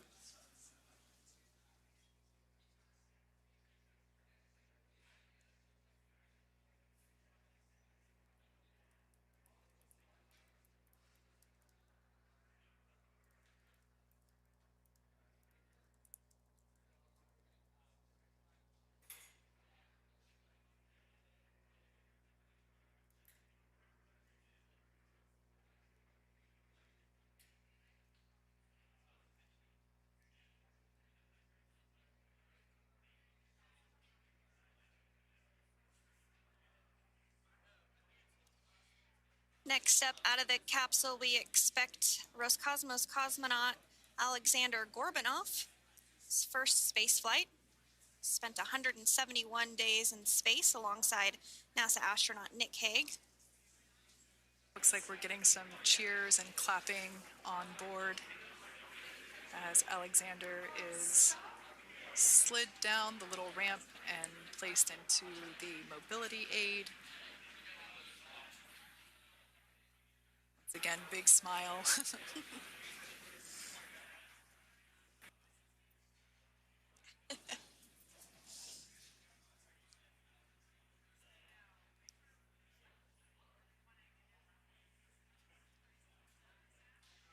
Now the 2 crew members remaining in Dragon are NASA astronauts Sunita Williams and Butch Wilmore. They completed 286 days in space.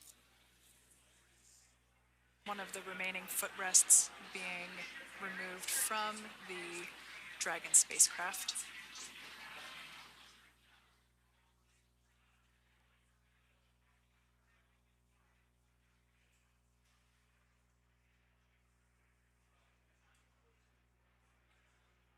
As I said before, we generally try to have the crew members that are located in the 2 center seats aboard Dragon, and we like to have them egress first if possible, as it creates a little bit more movable working room inside the spacecraft.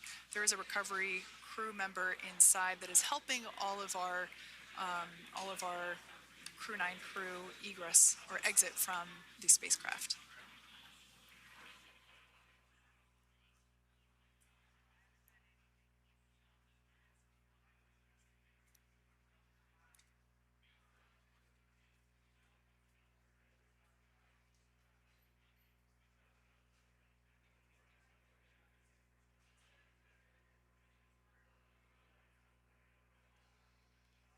We are standing by for the next crew member to egress or exit Crew Dragon Freedom following the splashdown not even an hour ago at 2:57 p.m. Pacific time.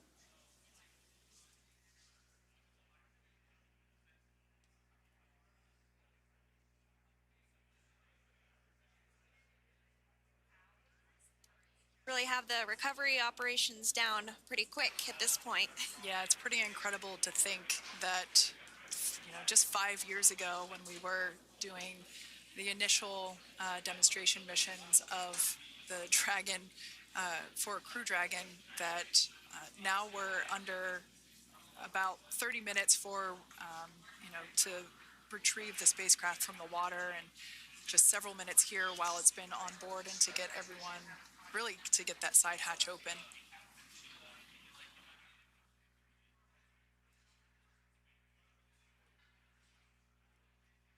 For those of you that have just recently joined, the Dragon had an on-time splashdown. Looks like we're getting our next crew member here. That is none other than Sunita Williams. Big smile, big waves. She, like her other crew members, now will be assisted onto the mobility aid.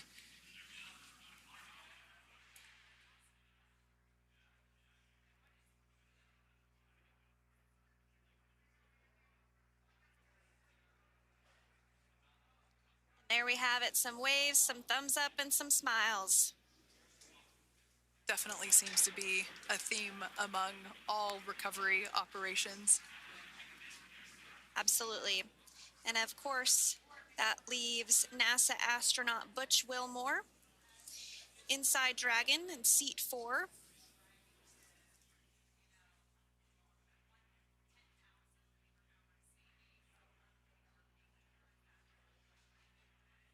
We're getting some views of him now as he egresses or exits the spacecraft.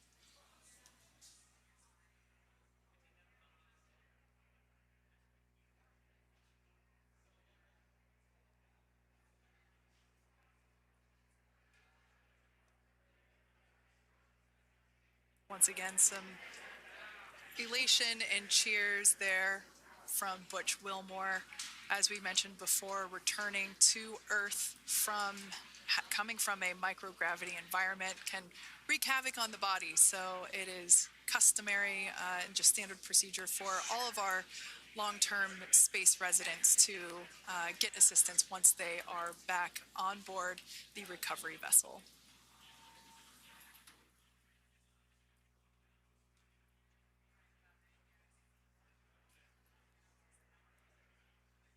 Well, now that Nick, Butch, Sunny, and Alexander are safely back home on Earth and getting checked out by the NASA medical team, we're going to wrap up our live coverage of their return.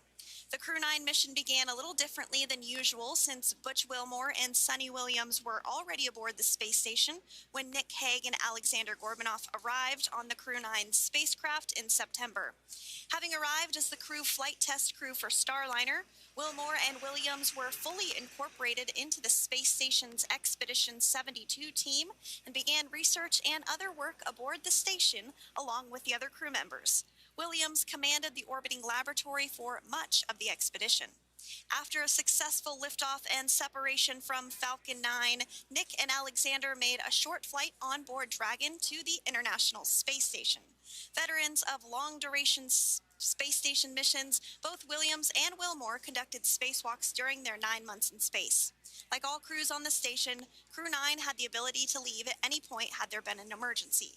With their full-duration mission coming to an end, the crew began packing up their personal items for their return to Earth about a week ago and worked through tasks and shared lessons learned with Crew 10 teams as they arrived a few days ago. Their journey home began about 17 hours ago when they closed the forward hatch to Dragon and undocked from the space station at 10:05 p.m. Pacific, 1:05 a.m. Eastern. After 4 successful departure burns and a phasing burn to line up their orbit, Nick, Butch, Sunny, and Alexander rested for a few hours before waking up to prepare for re-entry this morning. We jettisoned Dragon's trunk and performed our final on-orbit maneuver, the approximately 7.5-minute-long deorbit burn, and that occurred at 2:11 p.m. Pacific, 5:11 p.m. Eastern Time. And that sent Dragon on its path home. The spacecraft re-entered the Earth's atmosphere and slowed its descent with successful deployments of 2 drogue parachutes and 4 main parachutes, with the final splashdown occurring off the coast of Tallahassee, Florida at 2:57 p.m. Pacific, 5:57 p.m. Eastern. Following that successful splashdown, we saw SpaceX recovery experts move in and prepare Dragon Freedom for its lift onto the recovery vessel. And just a little less than an hour following splashdown, we saw Nick, Sunny, Butch, and Alexander make their way out of Dragon and into the recovery ship's medical facilities, safe and sound. Next up, they'll catch a helicopter flight back to shore, where they'll transfer to aircraft that will take them home. The astronauts will take a NASA plane for the short flight back to Houston, where they'll be reunited with family and friends to bring an end to this mission. It's been an honor and a privilege to share their journey with all of you as we continue this new era in human spaceflight. Return today marks the end of the direct handover we executed after successfully launching the Crew 10 mission to the space station just last week on Friday, March 14th. Thank you, as always, for joining us for tonight's coverage of the splashdown of Crew 9. Remember to follow SpaceX on X and NASA online and on social media for updates for the very latest on crew and cargo flights to and from the International Space Station. And we'll continue to share the progress of Nick, Sunny, Butch, and Alexander on social media as they travel back home. We do also have a post-splashdown media briefing coming up at approximately 4:30 p.m. Pacific, 7:30 p.m. Eastern, where leadership will share a final update as we conclude this successful mission. So, from all of us at NASA and SpaceX, welcome home, Crew 9. So long.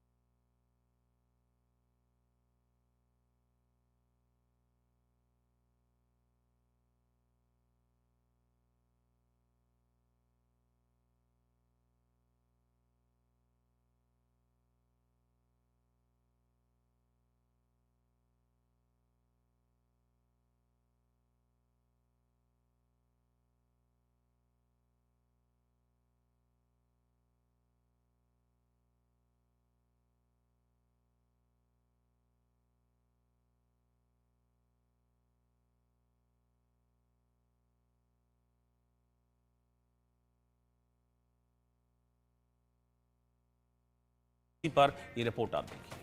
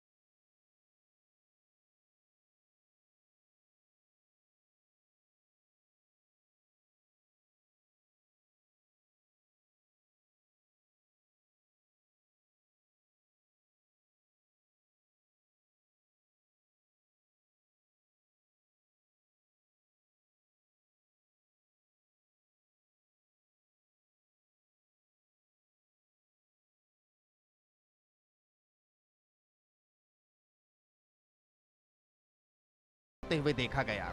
Reports के मुताबिक Sunita Williams और Butch Wilmore दोनों को अपनी लंबी यात्रा के बाद शारीरिक रूप से काफी चुनौतियों का सामना करना पड़ेगा।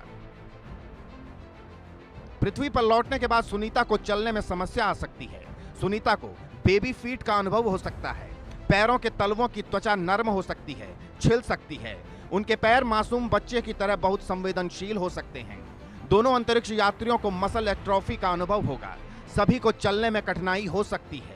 अंतरिक्ष यात्रियों की हड्डियों का घनत्व प्रतिमाह 1% कम हो सकता है। सुनीता और बुच विल्मोर अपनी हड्डियों के घनत्व का 9% खो सकते हैं। पीठ के निचले हिस्से और पैरों की शक्ति जा सकती है।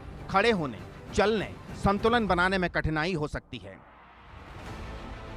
क्या समस्याएं होंगी और क्या नहीं, इन सब सवालों के जवाब भविष्य के गर्त में छिपे हैं। लेकिन इतना तय है कि एक लंबा वक्त अंतरिक्ष में बिताने के बाद सुनीता विलियम्स और बुच विल्मोर की वापसी हो रही है। पूरे भारत में प्रार्थनाओं का दौर भी जारी है। अब बस सुनीता के धरती पर कदम रखने की बारी है। Bureau report, India news.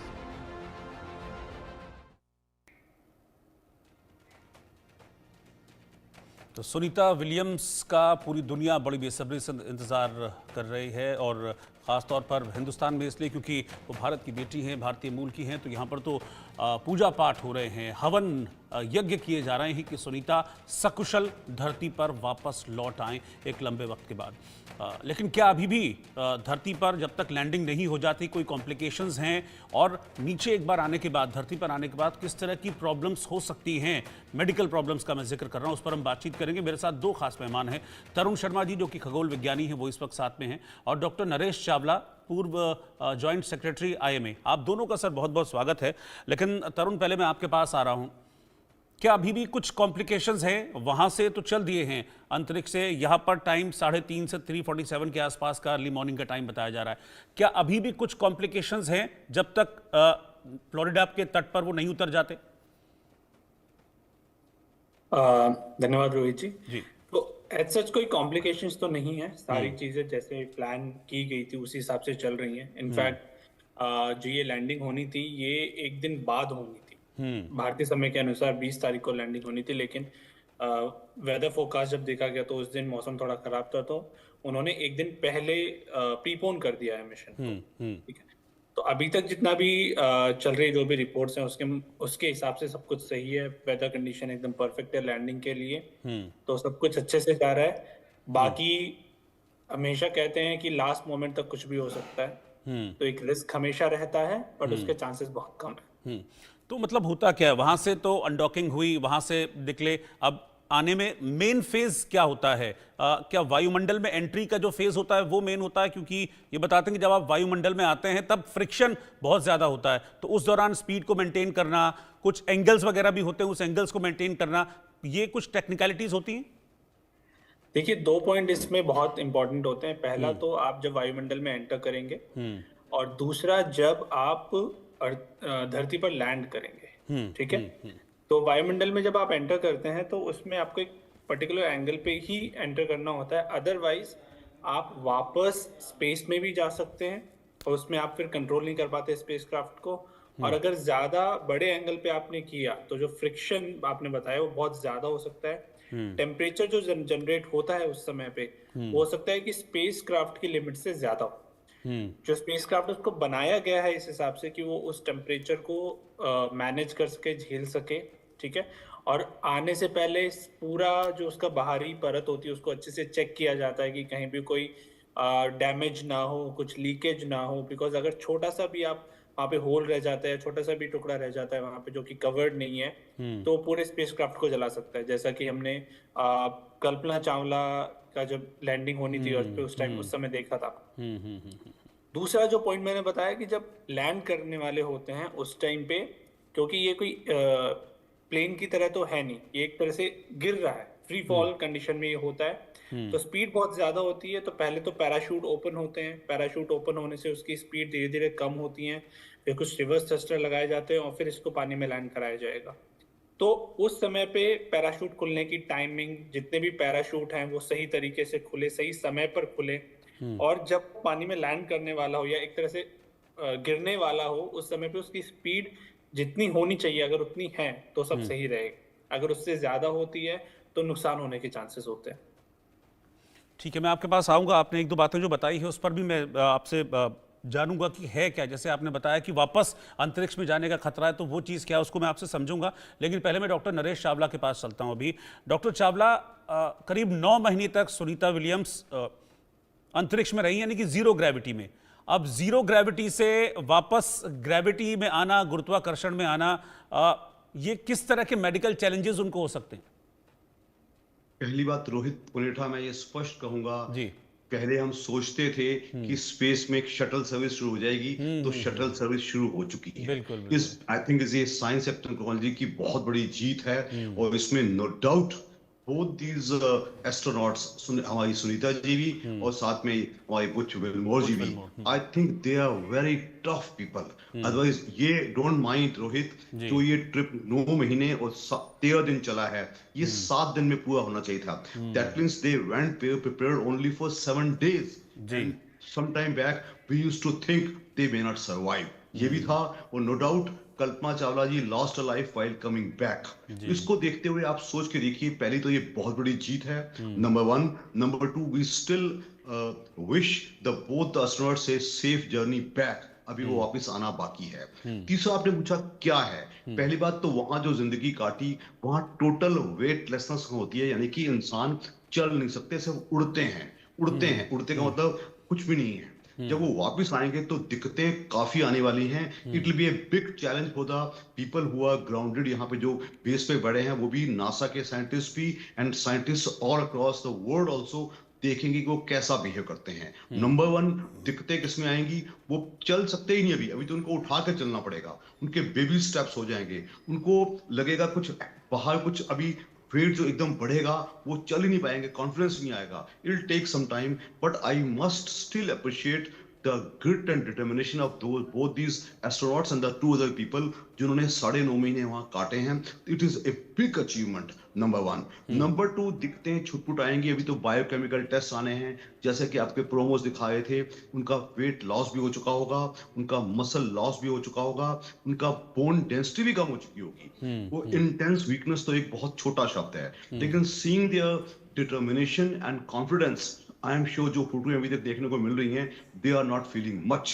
Eight that rate I believe they are the perfect people who went in the stage in the space and they are coming back. And full marks to the company of, आप मत भूलिए NASA was kind of failing, it is the Elon Musk की company SpaceX का, उन्होंने specially कहा it is well known fact now, president Trump asked his friend this person Elon Musk, इनको जल्दी नीचे लाओ, तो 3 दिन या 4 दिन के अंदर अंदर ये प्रोजेक्ट शुरू हुआ है and they are coming back. It is a huge achievement. छुटपुट जो दिखते आएंगी, बायोकेमिकल दिखते आएंगी, टेस्ट होंगे, प्रॉपर नॉर्मल होने में टाइम लगेगा, डाइजेशन होने में टाइम लगेगा, सांस लेने में दिक्कतें आएंगी, ये सब they are all small problems. I am sure both these tough astronauts and the other 2 people will be able to get over.